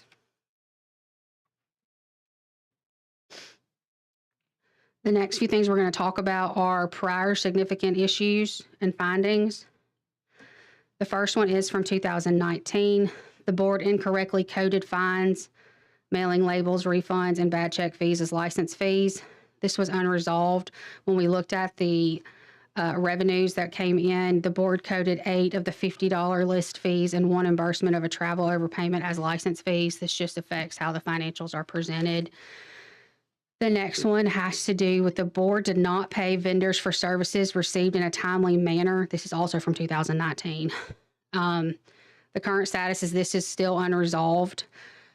3 invoices for services incurred in fiscal year 2020 were paid in fiscal year 21. 6 invoices for services incurred in 2021 were not paid until fiscal year 22. The following discrepancies were noted. The Department of Finance submitted an invoice totaling $109.53 for services provided in September of 2020. The board did not pay that invoice until July of 2021. OIT submitted 2 invoices for services that were provided in August and September of 2020. The board paid those invoices in July of 2021. Alabama Correctional Industry submitted invoices for services provided in October of 21. The board paid them in April of 22. There was a vendor who submitted an invoice for office supplies in 2021. It wasn't paid until May of 2022. A vendor submitted 5 invoices totaling $3,000 for monthly web hosting and maintenance services provided in May, June, July, and August and September of 2021, and the board paid those invoices in September of 2022. The next finding is also from 2019. Dealing with the notification of the Secretary of State of vacancies occurring as a result of the expiration of board members' terms. The current status is that this is unresolved. The board did not notify the Secretary of State of vacancies occurring in a timely manner. The code says that the chair of an existing board shall notify the Secretary of State by electronic means of a vacancy. If it's for a term that is expiring, they have to do it 45 days before the vacancy occurs. If a vacancy occurs for any other reason, it has to be done within 15 days after the vacancy occurs. So if somebody resigns, if somebody passes away, they have 15 days to get that posted. The following discrepancies were noted. The board did not notify the Secretary of State of 3 vacancies occurring to term expirations until 19 business days after the terms expired. The board did not notify the Secretary of State of 2 vacancies occurring due to the resignation until 84 business days and 138 business days after the resignations. The board did not notify the Secretary of State of 2 vacancies occurring due to term expirations. They did not notify the Secretary of State due to a resignation and one of someone passing away. The next finding is also from 2019 and has to deal with board members not taking the oath of office. The Code of Alabama, their code section says that following initial appointments, all successor members of the board shall be appointed for a term of 4 years and shall serve until their successors are appointed and are qualified by subscribing to the constitutional oath of office, which shall be filed with the Secretary of State.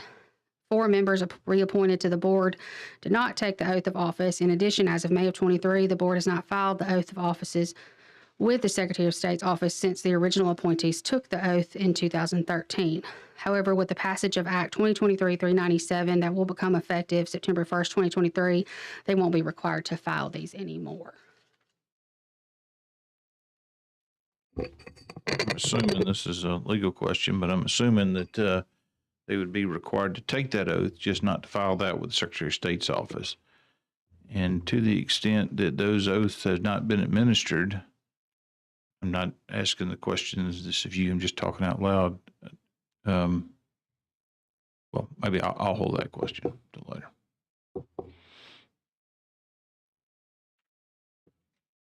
Members?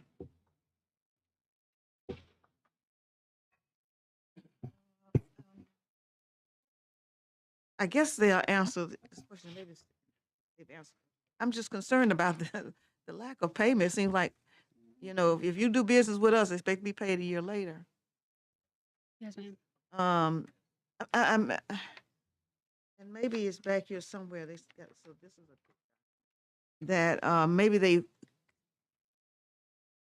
hired somebody, an accountant or something. Maybe they need an accountant, bookkeeper or something, because this is, I don't know who does business with them. If the word gets around that you're going to be paid a year later, you know. Yes, ma'am. Members? Questions, comments, concerns? I don't know if we want to get into it right now, but I mean, we can dive in this on every page, right? But the question is why? Why are they, from her question, let's just start there. Why are they getting paid a year later? I mean, was there any response to that whatsoever when you started looking at those?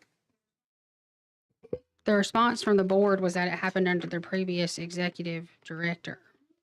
And that there are new policies and procedures under the new administrator to ensure that all invoices are paid in a timely manner in the current fiscal year.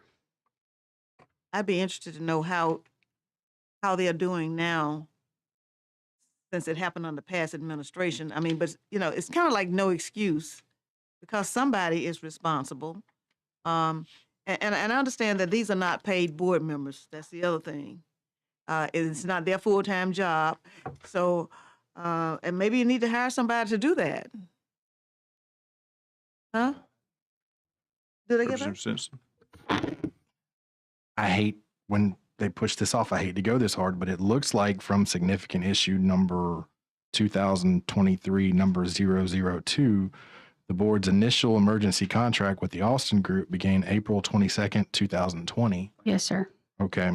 So it looks like if you read these unresolved vendors, it was September 2020 to July 2021, August and September 2020 to July 2021, October 21 to April 2022, July 21 to May 2022, July, August, September 2021 to September 22. So I don't know that passing it off on the prior administration is sufficient in this case. Mr. Chairman. Yes, sir. I would totally agree with this. What we're looking at, I don't know if we want to dive deeper into this, but I know we have a longer meeting tomorrow. We could probably do that, but that's a question that needs to be brought up for sure. And I think, certainly whether in the room or over the airwaves, that folks are associated with any of these agencies, boards, or commissions are listening to the conversations that we're having now, and hopefully they'll be prepared to answer those questions tomorrow. So, Yeah, right. I think that's why some of us mentioned them today, hoping we'll get answers by tomorrow. And just real quick, that is under Austin's contract with them that they handle the payables and all the accounting functions. Is that correct? Yes, sir. Okay. They provide the administrative services. Their contracts are just the emergency contracts that are in place, and those are for executive director and administrative services. That is as much detail as the contracts have in them for this sunset period. So, all right, I get that. I would assume Vagueness of the that it contract does. itself, but they are paying Yes, they are yeah, paying the okay. bills. Thank you very much. questions? All right. Sounds good. Let's move on to the next one. Real Estate Commission. Ms. Thomas?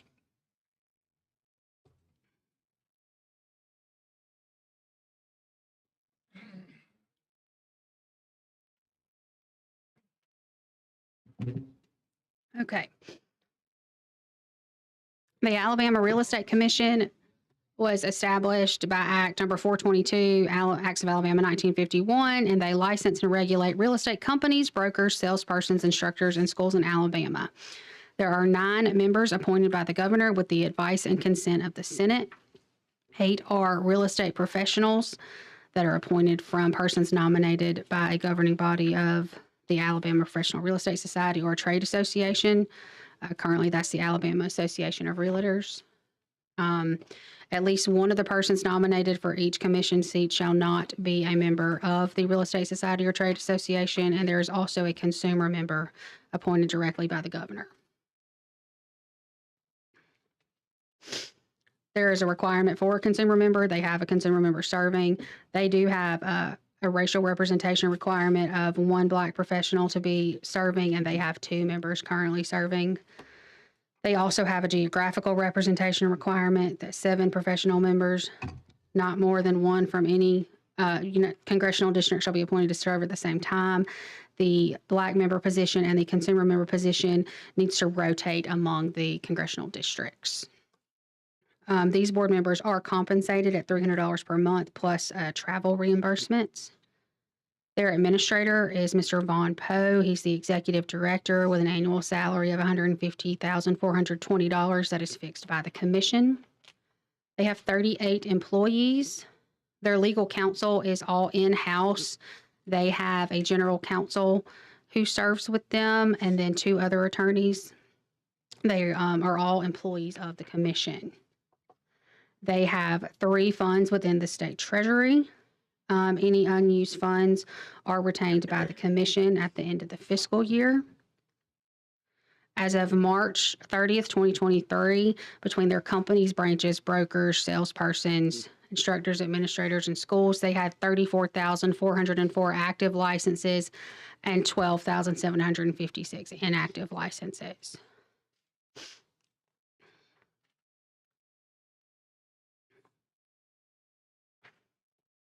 Their financials can be found on page 20. That's where they begin.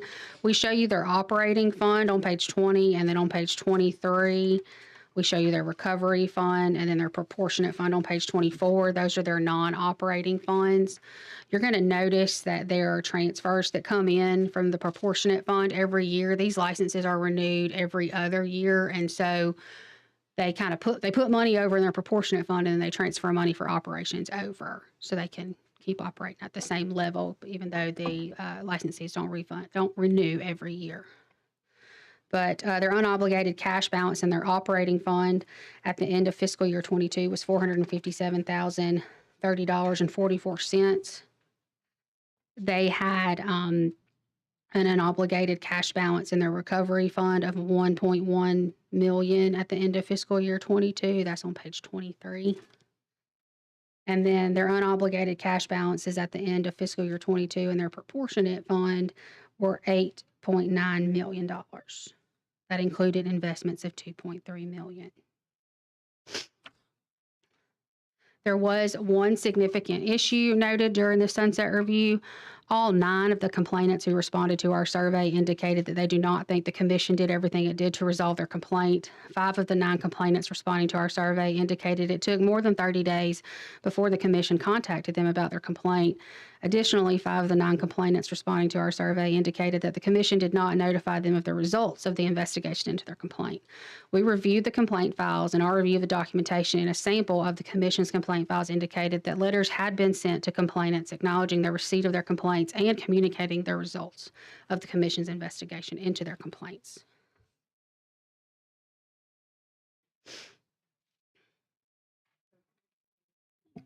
You're saying that your investigation proved that they did send it out in Right. a timely manner? Right. We try, when we see the survey results, if it's about the complainants are all saying they didn't do what they were supposed to, we try to work it into our review to look at the complaint files. And we did that in this case, and we found that they did do what they were supposed to do. All right, thank you. I'm a little confused now. I used to get confused earlier than this in school, so it may be what it is. But on page 15, first of all, they accept anonymous complaints, and I don't understand why that would be a policy, but there may be a good reason for it. Then back up, and thought I'd found that there on page 15. It has a list of the complaints, 2019 through 23, but it doesn't look like that corresponds with on page,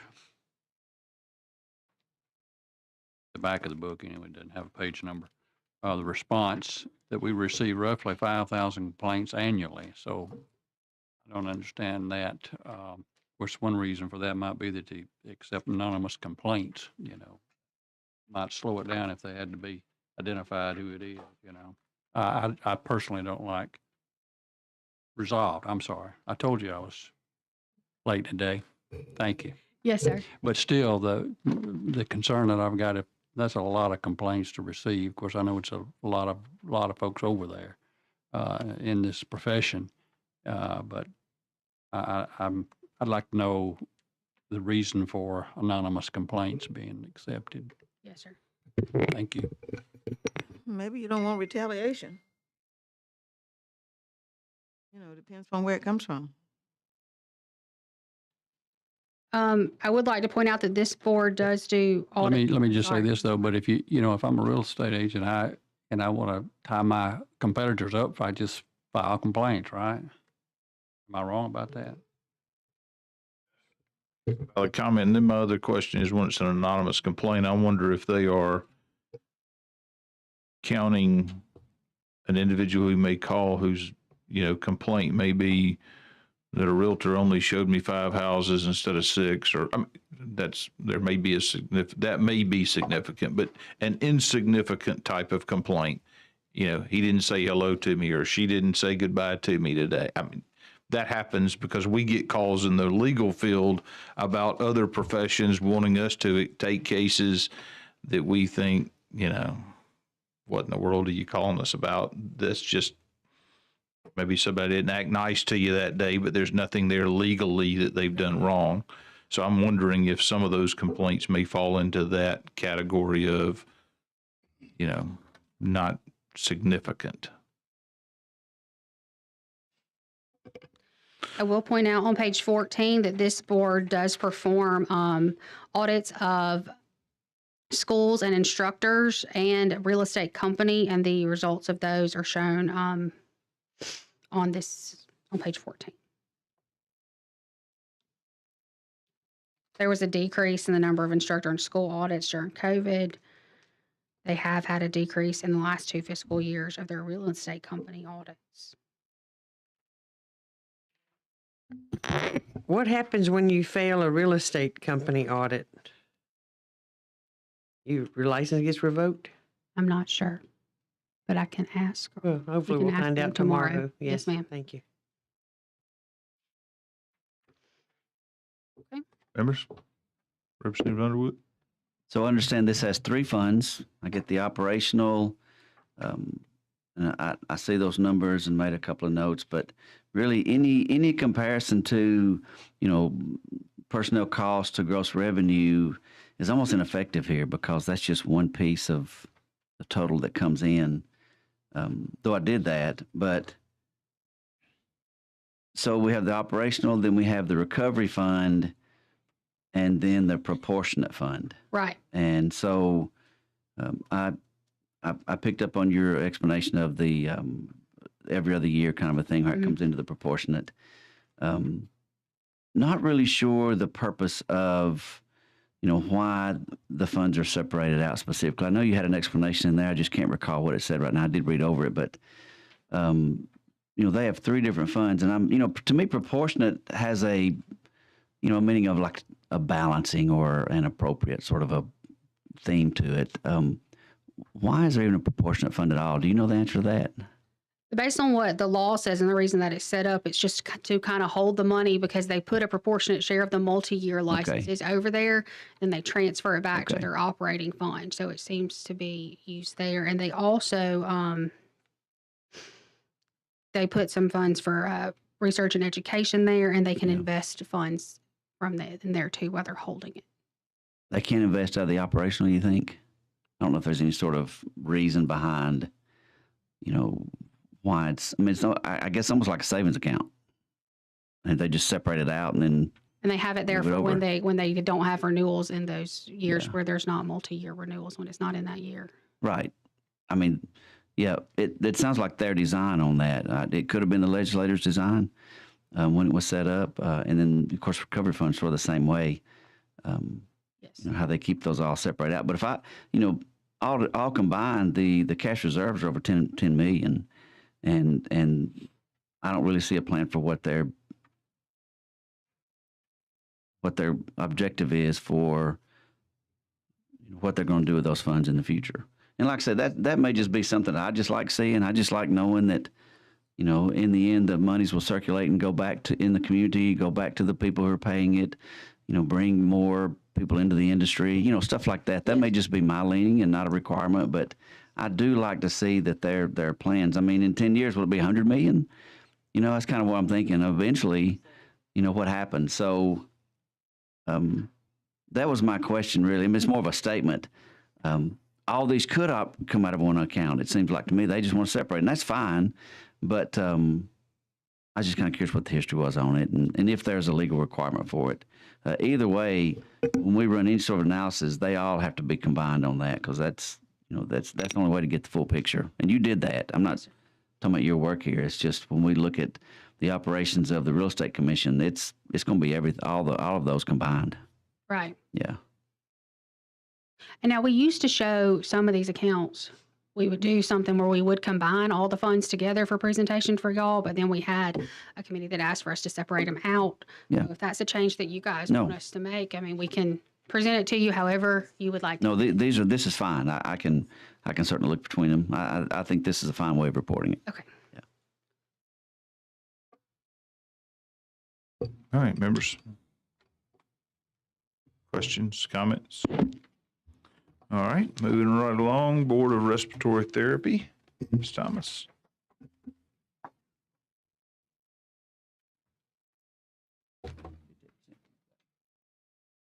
The Board of Respiratory Therapy was created by Act Number 2004-518. This board provides and enforces standards for licensure and regulation of people who serve, act, and practice as respiratory therapists. Respiratory therapists licensed by the board provide services under the direction of a medical doctor. There are 6 members of this board. They are appointed by the governor, 3 respiratory therapists. They are selected from a list of nominees submitted by the Alabama Society of Respiratory Care, 1 chief executive officer of a hospital, and that comes from the Alabama Hospital Association's nominees, a physician from the Medical Association of Alabama's nominees, and a consumer member selected from one of the names submitted by the Alabama Cystic Fibrosis Association, the Alabama Lung Association, and the Alabama Asthma Coalition. Each entity submits 1 name for consideration. These board members serve without compensation. They're just reimbursed their travel expenses. This board has an administrator, Miss Elizabeth Sheehan. She's actually an employee of the Board of Dietetics and Nutrition. She serves as the executive director of the Board of Respiratory Therapy through an interagency agreement. The board pays the Board of Dietetics and Nutrition $132,000 annually through monthly payments of $11,000 each.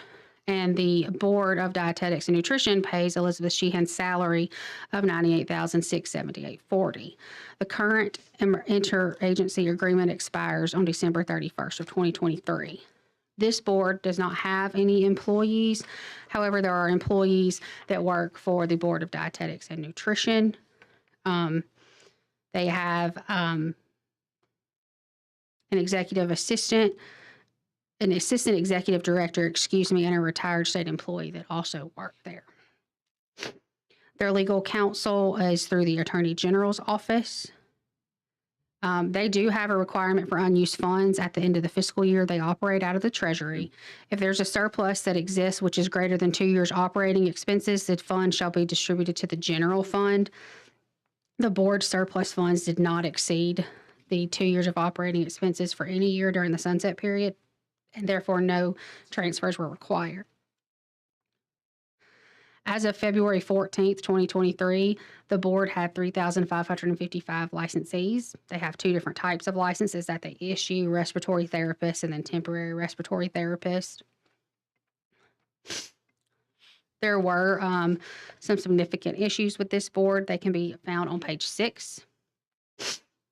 The first one is a consumer member has not been appointed to the board as required by statute. Act number 2021-320 updated the board statutes to require a consumer member. Although this requirement has been in effect since July 1st, 2020, no consumer has been appointed.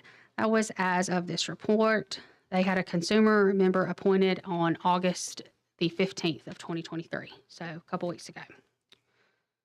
That's the way you do it.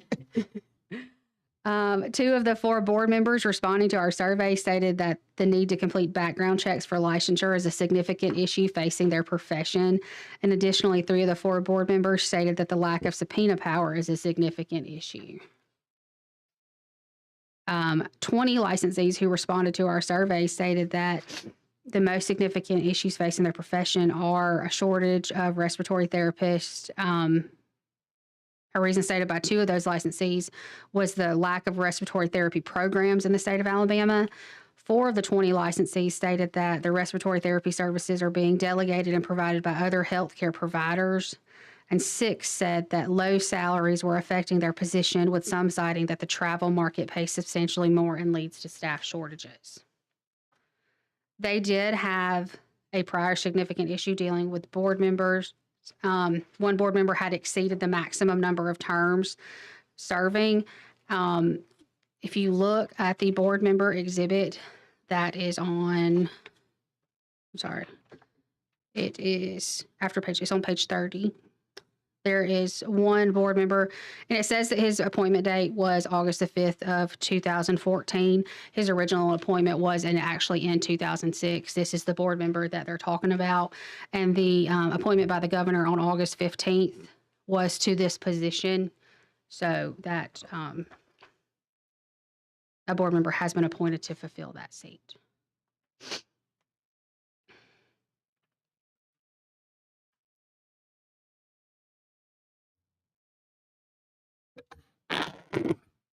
Mr. Chairman, can you walk me through that process again? Because it looks like there was a significant issue in 2019 where we recognized that that board member, Sunset Committee at that time, said that board member is on serving an expired term.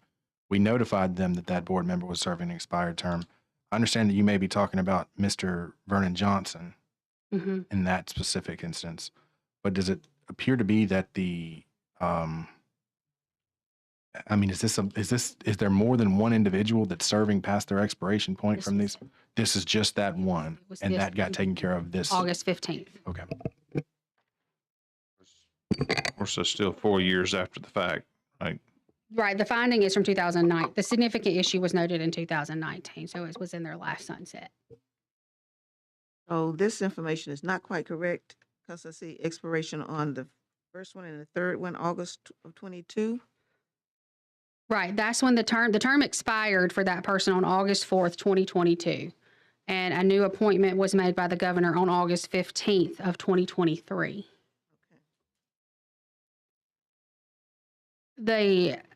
We say that they were serving more, had exceeded the maximum number of terms. And so what I was pointing out for Mr. Johnson on the board member letter, it says that his appointment date was August 5th, 2014. That was for a term, but he had an original appointment letter from 2006. And it looks like 3 terms is the maximum. It exceeded those 3 terms, correct? Yes, So it's kind of a dual violation or significant issue. right. And then I just wanted you guys to know that they had Okay. somebody appointed this month. No, it was not. It was Ashley Poole. Representative Shedd. At the back on the responses, the board was doing background checks as part of their application until 2020, and it was determined they didn't have the authority to do that. Do we have legislation going to address that? Does anybody know? I mean, that'd be a question maybe for tomorrow, unless we know it today. And I'd like to know tomorrow where as far as the shortages. There are currently 6 respiratory therapy programs in Alabama. I'd like to know where those are, and a new one starting up next month, so where it would be as well. Thank you. Thank you. Members, Representative Underwood. Quick question. Was there an increase in fees anytime over the 4 years from 18 to 21? Not that I'm aware of. Yeah, but I can- I didn't think I read it. I just noticed that the revenue went from 132,000 a year to 319, which is, a jump. significant increase. Yeah, which is, good for the board's concerned, and their unobligated cash balance at year end has increased from $34 in the first year to $266 in the fourth. And now their number of licensees has gone up Right. each Yeah. year too. Yeah, which is good. Yes, sir. That's my only observation. And not knowing this area, I'm assuming well, this is a question maybe for tomorrow, respiratory therapist. Does that include the folks that do the CPAP machines? Yeah, BiPAP, CPAP. Anyway. Yes, sir. Oh, yeah. So, once again, just for them, we need to know if we need a statutory change because some of those for that consumer appointment would have to, those organizations don't exist anymore. So do we need to provide some sort of legislative change for that? So I'd love to hear some input from them tomorrow on that. Good comment. And I think that's true. I'm gonna talk for the committee itself, but obviously if there's any changes, legislative changes that any of these agencies, boards or commissions thinks are warranted, let us know, let your individual House or Senate member know, talk to them and suggest that to them. But we'd like to hear that at the Sunset Committee as well, just for our information and the rationale behind it. So, all right, any other questions, comments, concerns? Moving right along, plumbers and gas fitters, Ms. Thomas.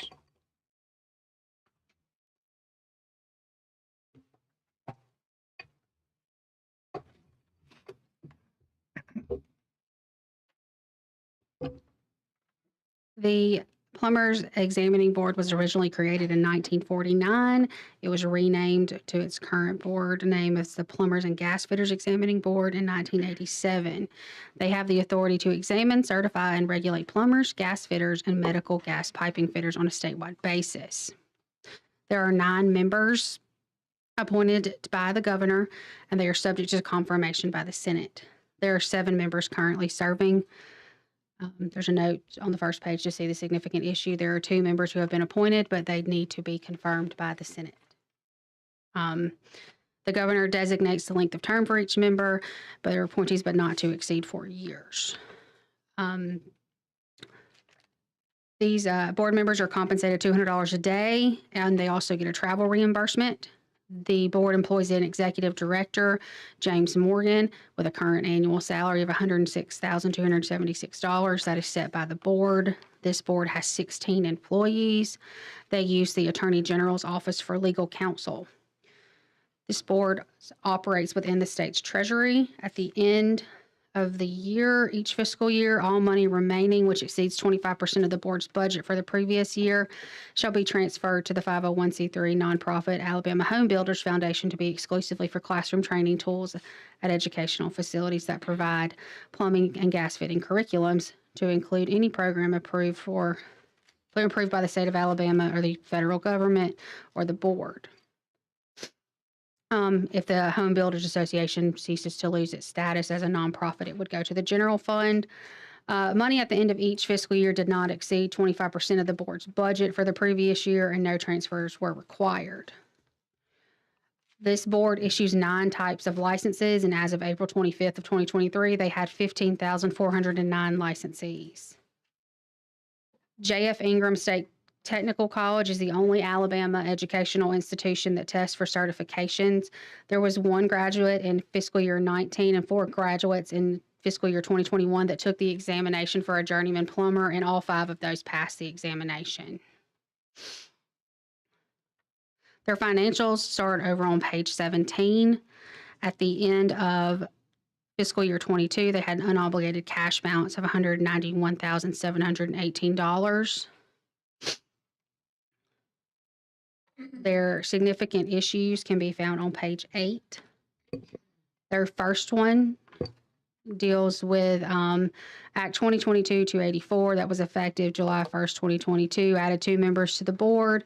These were a master plumber and a master gas fitter. They were appointed by the governor. They're to be appointed by the governor and confirmed by the Senate. The governor appointed individuals to fill these 2 positions in November of 2022. However, the Senate did not confirm them in the 2023 session. I'm not on confirmations anymore. I can't speak to that. Representative Simpson.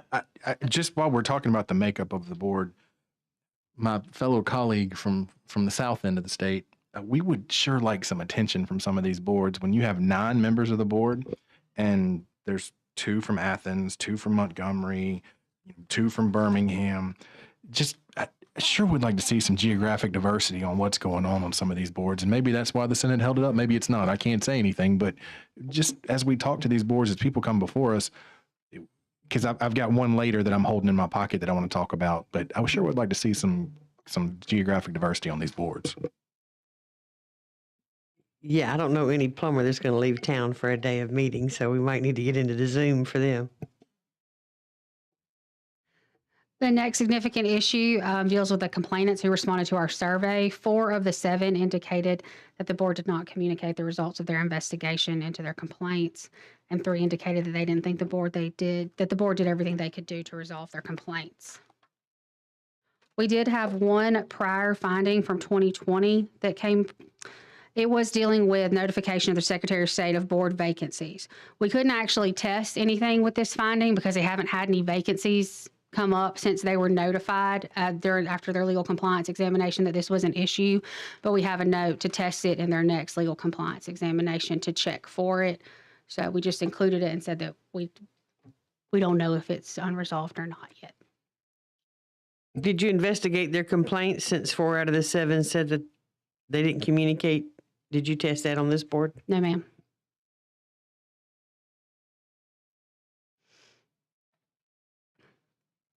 The examiner left in the middle of this sunset examination, and I'm sorry that we didn't do that. The examiner who was doing it resigned during the middle of this one, and I'm sorry that we didn't do that. That's okay. Maybe we'll catch them on the next go round. Thank you. Thank you for your honesty. I appreciate that. Senator Coleman. Just a question of clarification. You said that Ingram State is the only school that certifies or trains what? Yes, ma'am. That is what we were told. They're the only Alabama educational institution that tests for certification. That tests for certification. But now, with all the community colleges that we have here, and I'm thinking the ones that are technical, do they not teach this subject? I'm not sure. We just know the ones who test for the certification because we pull the exam results. I just want to be clear that you have to go there to be tested, but you don't necessarily have to go there to be trained. I guess is my question. Maybe the folks can be prepared tomorrow. That's a very good question. Okay. I give think us you some can answer. get training at JF Ingram as well as get tested there because all 5 graduates passed the examination. But you can also, the board also uses a company called Prov Inc. to administer examinations outside of JF Ingram. I just want to see, we put a lot of money and emphasis on our community colleges. And we want to make sure that they are geographically located so that they're accessible to everyone. And these are trade skills that are needed in the job market. So I'm hoping that that is not the only place that trains. I know they're not the only place that trains. Because in Birmingham, you have Lawson State. They've got a North and a West campus, and they do a lot of the training. So I just want to, maybe they can answer this question. I just want to be sure. So if they're listening, I hope they are bringing a list of those schools. I'd like to weigh in on something that I'm not an authority on. A lot of it goes through like the union, like the Pipe Fitters Union. They have apprenticeships that they offer. Right. So as far as I know, they have to go through like a couple of years of apprenticeship. Most of the plumbers that I've heard of, they train under an existing plumber for an X amount of time, and then they're able to test and get their license. Okay. That's Maybe to they the can, best of my knowledge. maybe they can explain that process because these schools do offer that training. And I know there's one in Huntsville up in that area in Madison County or somewhere in that area. They do a good job of this kind of thing. So for a skill like this that's needed throughout, I'm just hoping that they'll just bring some information. Because when I leave these committees, I go back and I try to inform my constituents to let them know what's out there and what's available and where it is. Yes, ma'am. And the examination results that are on page 6 above the stuff about JF Ingram, it shows that the number of exams taken is increasing every single year. So they are being trained somewhere and taking the exams.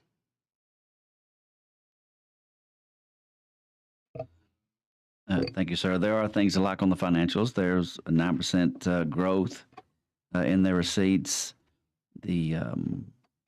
Of course, we'll continue to talk about the unobligated cash balances at year end. It's holding steady, grown from the first column reported of 2018, 2019. But in the end, they have a purpose behind if it grows to, was it 25%? Yeah, of 25% of the previous year's budget. Yeah. It exceeds that, yes. yeah. So if it gets to that point, it goes back into the Goes to the Home Builders Foundation for Education. which then can be used for education purposes. And I love that. I think that's a fantastic use of those extra funds. And then on page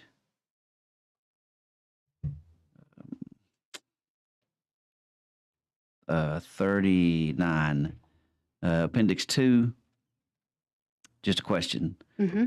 The data processing services, there's one called Key Asset Life Cycle Management Services Mm-hmm. that they've used for the last couple of years.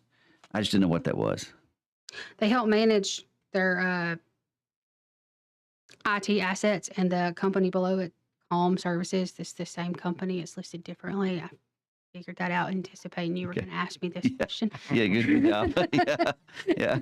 They help manage the actual IT assets for them. I can get you some more information, So by that would mean like their equipment and whatnot. yeah, something goes out, they come. If the network goes down, they come, or whatever. Or just kind of curious. That's what my all that. understanding. I can find out exactly what they're paying them That'd be for good. and get it back to Yeah. you.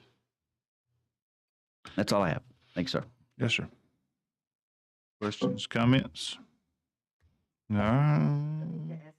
Of our fellow members. So using our matrix, they spent 102% of their income, but yet their percentage of total expenses on administrative and professional services good at around 8%. So am I examining our data correctly, and that's why some of their, how does their financials look in that regard, sir? Talking to you, Representative Underwood. So You're making me, I'm trying to get smarter about this no, stuff. you sound very. I'm just going to say yes. No, say it again. I'm sorry. I was trying to follow. So they look Personnel- good as far as their percentage on expenses of administrative professionals, but then they overspent a little bit of their income They in this did. 1 year. They did. Their personnel costs are 68% of their revenue. What I liked about the growth was the 9% growth was in their gross revenue. The 1.663 compared to the 1.819 over that 4-year time frame. But yeah, their personnel costs are 68% of the total gross revenue. And what's in the rentals too? That 68. I mean, 84,000. Is that probably facilities as well? They don't own their building. They Okay. have space.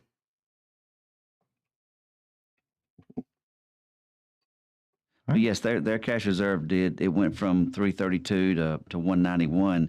90 of that is reserved for unpaid obligations, and I'm assuming that if there's an issue like we talked about at the last meeting, if those obligations don't really reconcile back at the next year, that you'd let us know on those. Yes, sir. Yeah, we had an issue on one of those. I don't remember which board it was, but it was some issue that they. And I know they have to make estimates, and I Right. get that, but yeah. And these people they have employees. So some of that could be payroll for the next month Right. and all of that because these people work in-house. They do not have a management company Yeah. where it's a flat fee every month. All right. Any other questions, comments? All right. Real Estate Appraisers Board.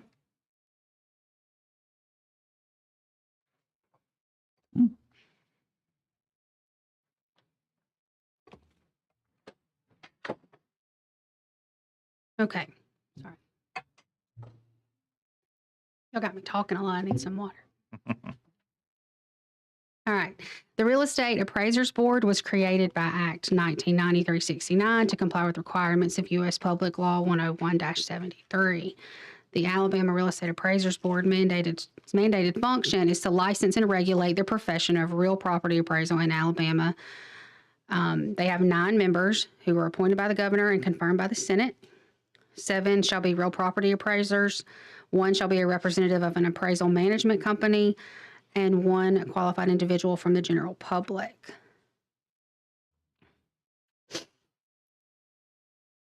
Our table on page 2 notes that there is a member required from the general public, and it says that there was no member from the general public currently serving.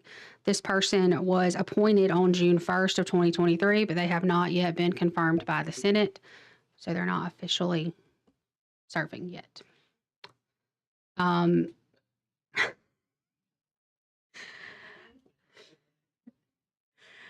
There is a racial representation requirement. No less than 2 of the 9 board members shall be of a minority race. There is 1 minority member currently serving. Again, there have been some new appointments, and there have been 2 appointed also this summer after session ended, and they have not yet been confirmed by the Senate. That was for you. Thank you. Members of that confirmation committee. No, but I'm still wondering, do we have any members that are on that committee? We might need a report on the confirmations committee.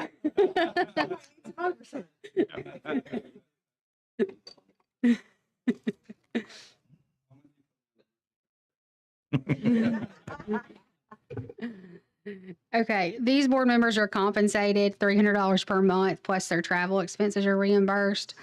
This board has an administrator. Ms. Lisa Brooks serves as their executive director. She's an employee of the board with a current annual salary of $98,678. That is set by the board and approved by state personnel. The board has 8 employees. The legal counsel that is used by this board is a employee of the board that provides legal services, Ms. Neva Conway. The board has interagency agreements with the Board of Cosmetology and the Alabama Security Regulatory Board and the Alabama On-Site Wastewater Board for Neva Conway to provide legal services on an as-needed basis to those boards as well. So they share her. So 1/3 of her salary is paid by this board, 1/3 is paid by cosmetology, and 1/3 is paid by Alabama Security Regulatory Board, and Alabama Wastewater compensates the board a flat fee of $8,000 a year. They operate out of the state treasury. There are no required distributions and no stipulations on unused funds at the end of the fiscal years.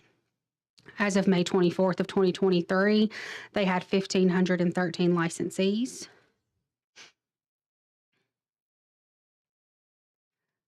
According to the executive director, there are no Alabama public educational institutions offering courses or a degree program in real estate appraisal.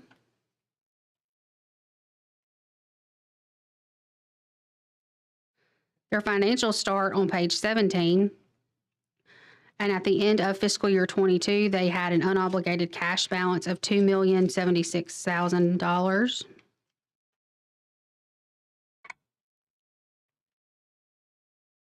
They had one current significant issue regarding their complainants. A letter was sent to 100 complainants requesting participation in our survey. 38 responded. 10 of the 38 complainants, or 26%, indicated that it took the board over 30 days to contact them after receipt of their complaints. 24 indicated that the board did not communicate the results of their investigation to them. A testing of a sample of the complaint files indicated that a letter of resolution had in fact been sent to the complainant. 24 of the 38, again, didn't think that the board did everything it could. We did test these, and they did do the things they were supposed to do. There was one prior finding. It was from a very recent legal compliance audit in 2022 dealing with policies and procedures being in place to ensure that the annual records disposition authority was submitted to the State Records Commission. The current status was unresolved. The board did not file it in January of 2023 for the 2022 fiscal year. I will say that since this was reported to the board, they've come back and they thought that they had done all the things they were supposed to do for archives. And they reached back out because they said, we thought we did it. And I said, archive says you didn't.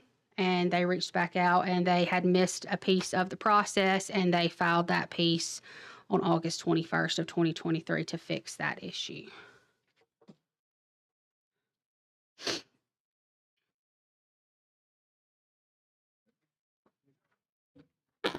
And I don't want to pile on here. We've already made the point that maybe certain committees of the Senate may need to meet.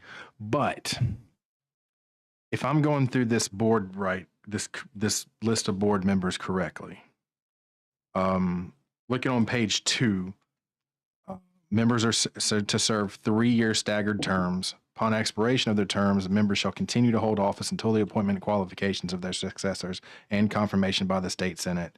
No person shall serve as a member of the board for more than 2 consecutive terms.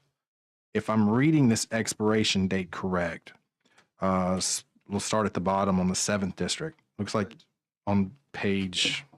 It's not numbered, but It's not numbered. It's the next to last page. 53. The 7th district looks like his first term expired in 2016. His second term expired 2019. For a 3-year term, that would indicate that since you can't serve more than 2 terms, he would have been expired in May of 2022. And he was replaced by a new board member on June 1st of 2023. June 1st, 2023. Mm-hmm. Okay. He's replaced by Mr. William Mackey. Okay. What about the same for the 5th district?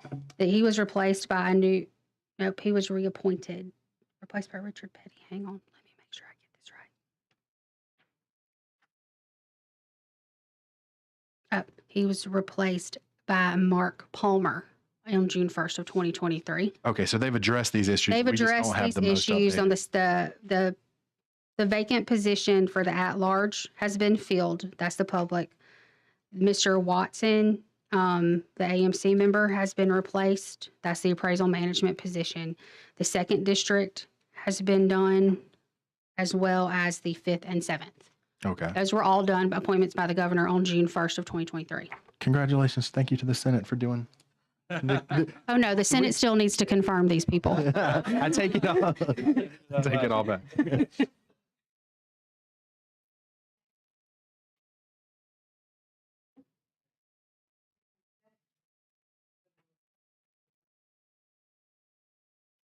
Yes, ma'am. The governor appointed them, and it says that their terms all expire in March of 2026. So we will keep these and address that. Yes, sir, just one. And I meant to ask this earlier under the financials on page 17. At the bottom when it goes through the cash balances, and a few of them like this one will have money market investments and such. We talked about that a few minutes ago. Are those recorded at cost, or is that a current market at 480, like with unrealized gains or losses? Do you know if that's a historic cost or if that's current value? I don't want to tell you the answer to that because I'm not sure, but I Okay. can find out. Okay. Yeah. Yeah, Yeah. find out. I Because I didn't see anywhere in there where it showed unrealized gains and losses. So it makes me think it's cost, which, that would mean that number may be up or down from whatever. So that's why I was curious. I meant to Okay. ask that earlier. I'll find out and get that to Okay. you. Thank you, ma'am. I just wanted to thank them for being responsible and responsive to the board vacancies and addressing that.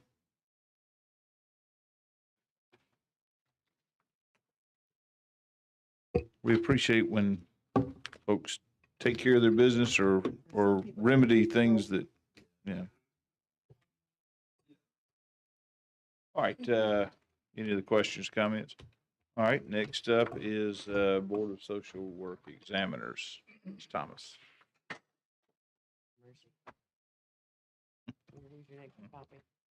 It should be in the file. This one? I don't know. It came in as an email late. If the document that I sent out this morning via email, I stuck it in the back of the copies that I provided to you, but I have another one right here if you want it.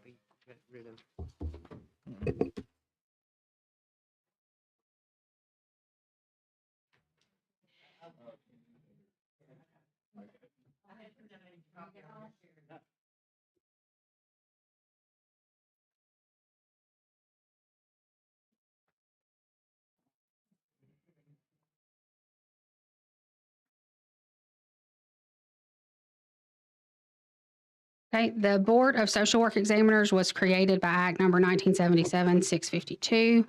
The purpose is to protect the public by setting standards of qualification, education, training, and experience for those who seek to engage in the practice of social work, and to protect the public by promoting high standards of professional performance for those engaged in the profession of social work, holding themselves forth as social workers.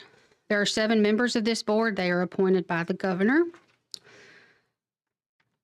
The qualifications are that 4 members shall be licensed certified social workers, 2 members shall be licensed graduate social workers, and 1 member shall be a licensed bachelor social worker. They have a racial representation requirement that at least 1 position on the board shall be represented by a person who is of a minority race. They have 3 minority members currently serving. The compensation of the board members, they're not compensated. They just get travel reimbursements. They do have an executive director that is appointed by the board and has their salary set by the board. This is Rachel Dickinson. She has a current annual salary of $81,007.20. The board has 3 employees, and they use the Attorney General's office for their legal counsel. This board is housed within the state treasury. There are no required distributions or any restrictions on their unused funds at the end of the year.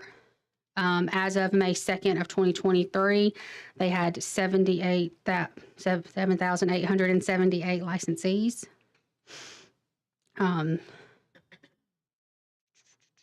Their financials start on page 13. At the end of fiscal year 2022, they have an unobligated cash balance of $899,309.77. Their significant issues can be found on page 7. The current significant issue deals with the board charging a reinstatement fee in the wrong amount and has been improperly charging a supervision certification fee since July of 2021.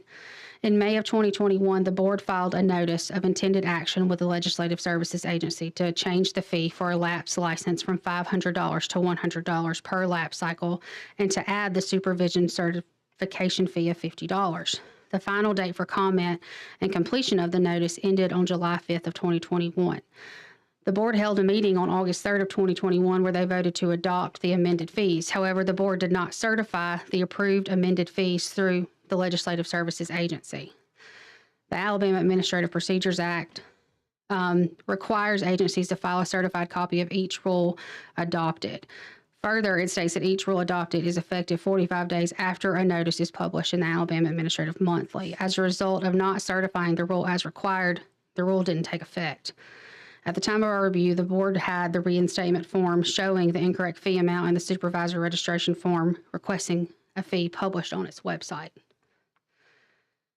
We had 2 prior issues that came forward. The first one has to do with notification of the Secretary of State of board members' terms. This was unresolved. The board did not notify the board did not notify the Secretary of State 45 days before the expiration of one member whose term expired on September 30th, 2022. They didn't post the notice until August 31st of 2022, which was only 30 days before the term expired. The second one is from 2019, and it deals with complainants responding to the survey. 5 of the 6 complainants responding to our survey were not satisfied with their dealings with the board. Additionally, 3 of the 5 complainants, or 60% who responded to the survey, indicated that it took the board more than 30 days to respond to their complaint. However, our testing of complaint files indicated that a letter of receipt and a letter of resolution had been sent. This morning, I did send you all a copy of a complainant's response to the survey. So we reached out to this complainant when we sent our surveys out, and they didn't think that they had enough space in our survey block. I think it's limited to like X amount of characters, and they wanted to respond more. So we got that document last night. I was looking at that document this morning to follow up on it and go through it so I could talk about it with you all today, and I realized that on page 10, the complaint data that is in our report is incorrect. We apologize. There is shown as having 11 complaints filed for the period. 11 complaints are the number of complaints that we tested during the period, not the total that were filed. We will have the examiner go back and get this information and present it to you correctly. I apologize for the error, but we found it this morning and just wanted to let you know. A couple of things. I think it's important that not only that you acknowledge that, but that y'all are going back and looking to see if there were some things that weren't exactly correct, even maybe on y'all's end. So thank you for doing that. We try. Well, And- the one that came in today was a thing that said that the woman filed the complaint on a certain date and said that it took X amount of days to be notified. And I wanted to make sure that just because they write a letter, a complainant writes a letter on a certain date, I wanted to see when the board received it. And that's when I realized our error. So we're sorry, and we will correct it and get you better information. That actually gives me a little bit more confidence in things when folks say, hey, I went back and looked and we found something that wasn't exactly right. I'd say this as to the complaint that you received, I think, by email, and then it's in the back of the package. Take a look at that. Certainly at your leisure or as you'd like to. I just ask that I think there may be some sensitive information there, names of individuals or an individual that we don't probably need to talk about. So Right. When we would, if this had come in, we would have redacted a lot of the information that is in here, but we provided it to just you all. Right. So be careful about that information. I would appreciate it. I think that's the right thing to do. So, all right, members, questions, comments? I don't know of the HIPAA police. Yeah, that was something when my company was under the HIPAA laws, and I always wondered who did enforce HIPAA laws. In looking at this complaint, does this organization have the power to enforce HIPAA? Don't believe so. I think HIPAAs are federal requirements. So I don't think this board would have they might could report further if there were issues, but I don't think that they can. I'm not completely sure. Right, neither am I. That's what I'm saying. But the board I may would always know. ask, who's the HIPAA police? I don't know who they are. I will say one thing though, that even though HIPAA might be under federal jurisdiction, there is an ethical violation in Of here course, as well yeah. that the board would have to be dealing with. That I can say for sure. Good point. But I would wonder on the HIPAA portion, would they have an avenue to forward it to whoever the HIPAA police are? I'm sure. I personally just do not know who the All right, that's police just something I'm hoping they'll bring tomorrow. Let me ask you on the significant finding. So even though, and this is, I guess, maybe more of a legal question, even though it did not comply with the Administrative Procedures Act, first of all, would that mean they'd have to start that whole process over?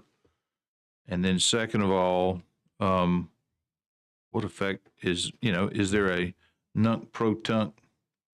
Been waiting all day to say that. What? Nunc pro tunc, retroactive. Karen, what does that mean? What does runk punk punk mean? Yeah. Then for now. I had a smart lawyer pull that on me one time. I've been waiting to say it. Retroactive, are those fees, would that be retroactive, the certification fee that they'd been charging, from a legal side of the equation? They've already resubmitted to LSA the week of August 4th to get it rectified. Okay, That's in her response. it is, okay. I didn't notice that, so.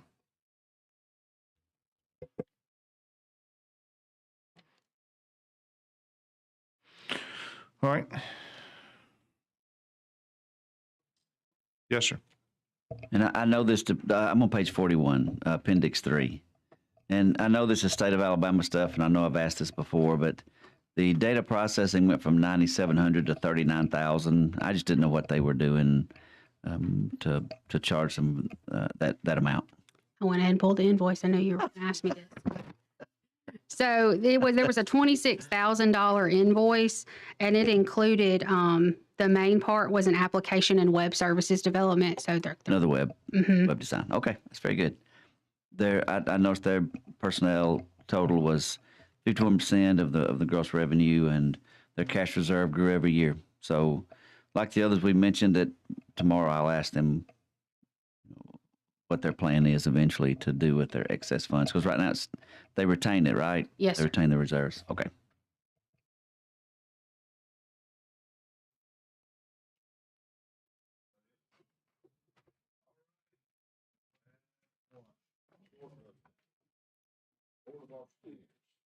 And at the appropriate time, I'll point out, reference Senator Schofield, a letter we received from him, I think should be in each of your packets, so.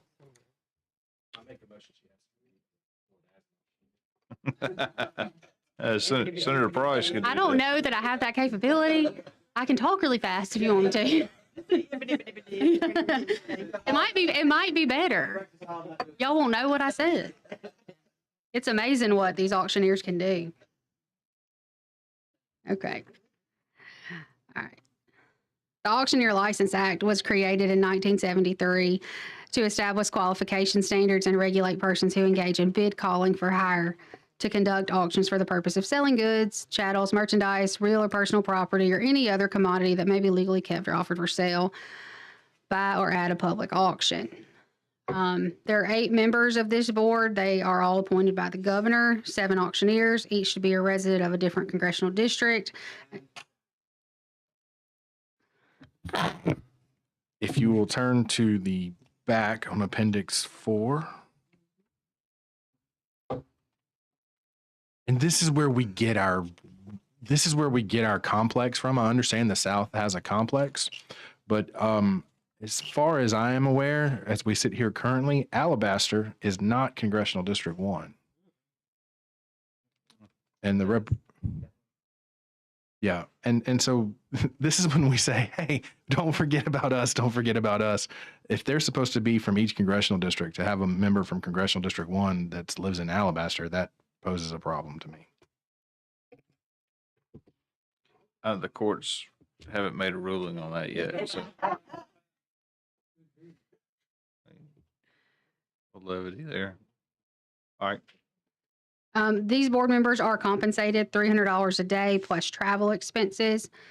This board has an administrative services contract with Smith Warren Management Services. Keith Warren, the president of Smith Warren Management Services, serves as the board executive director. They have a current annual contract through September 30th of 2023. That's $113,400. This was bid in 2019. So there's no emergency with this one. They do not have employees because they contract with Smith Warren. Their legal counsel is provided by the Attorney General's office. As of September 30th, 2022, they had 855 total active licenses issued. For the period of October 1, 2018 through September 30th of 2022, 8 graduates from the Troy University at Dothan sat for the auctioneer's examination, and they all 8 passed that examination. Those are the only in-state exam stats that we were given. Their financials. start over on page 13. The personnel costs that you see there, those are for board members because they do have the administrative services contract. So that's just board members' pay. But their unobligated cash balance at the end of fiscal year 22 was $296,996. They had one current significant issue. 59 payments made to Smith Warren Management Services were reviewed. Supporting documentation for 58 of these payments revealed that invoices from Smith Warren Management Services for administrative services were submitted and paid by the board prior to the services actually being rendered. These invoices were submitted at the beginning of the month for services that were being billed. They were then paid before the end of that same month before the services were fully rendered. They had a prior significant issue from 2019 that was unresolved. It had to do with responses to the survey. 17 of the 42 licensees, which included auctioneers, apprentices, and companies that responded to our survey, stated that the most significant issue currently facing the board is online auctions and unlicensed individuals conducting online and internet auctions. I think that's probably Good. a good segue to Senator Schofield's letter. I hope you all had an opportunity to read it. It seems to me that there may be some belief that there's some ambiguity as to whether or not online auctioneers should be regulated by this commission or board. And what do we? I mean, other than a legislative act, is there a process to get an attorney general's opinion as to whether or not the new law that went into effect? I guess it was last year. I'm not looking at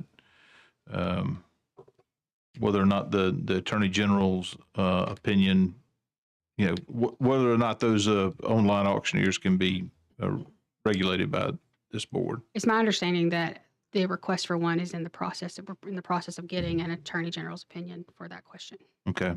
All right. Because I know there was a prior AG opinion, Yes. and then the law changed. And so I guess now if that's in the works, I don't know when we might have that, but certainly hope. I can get you guys a status update on Okay. that, but the process has been started. Okay, good. Very well. I think that would certainly be something we'd want to consider specifically before next session begin, and hopefully before we make a recommendation on the board itself. So, members? Yes, ma'am. Just have a question just for information. I know everything else is done online, so but we have kind of these people, everybody's online, and then you have this person. I mean, explain it to me. I'm so used to in-person auctions. Yeah, and I'm certainly not, I guess, qualified to answer that question. I bet Senator Gudger has experienced and gone through also. I just want to know how the process works as far as an online auction. It's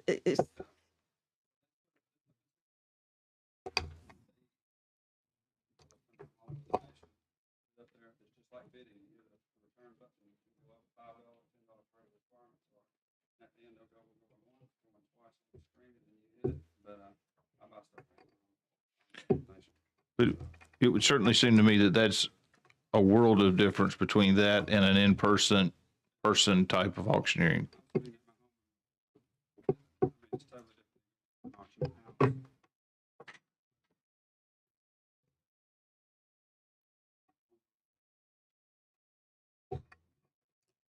so I guess I'm looking at it from an in-person auction would be more local, and what you do is multi-state, an eBay kind of site. I would also be interested in other state laws, where they stack up with this. Just to confirm, we have asked for the opinion. Okay. Paul texted me. Good. Thank you. And, move on. Karen, I guess she's requesting that we have some information on what some of the other states are doing when it comes to online auctions. Just want to make sure you picked up on that.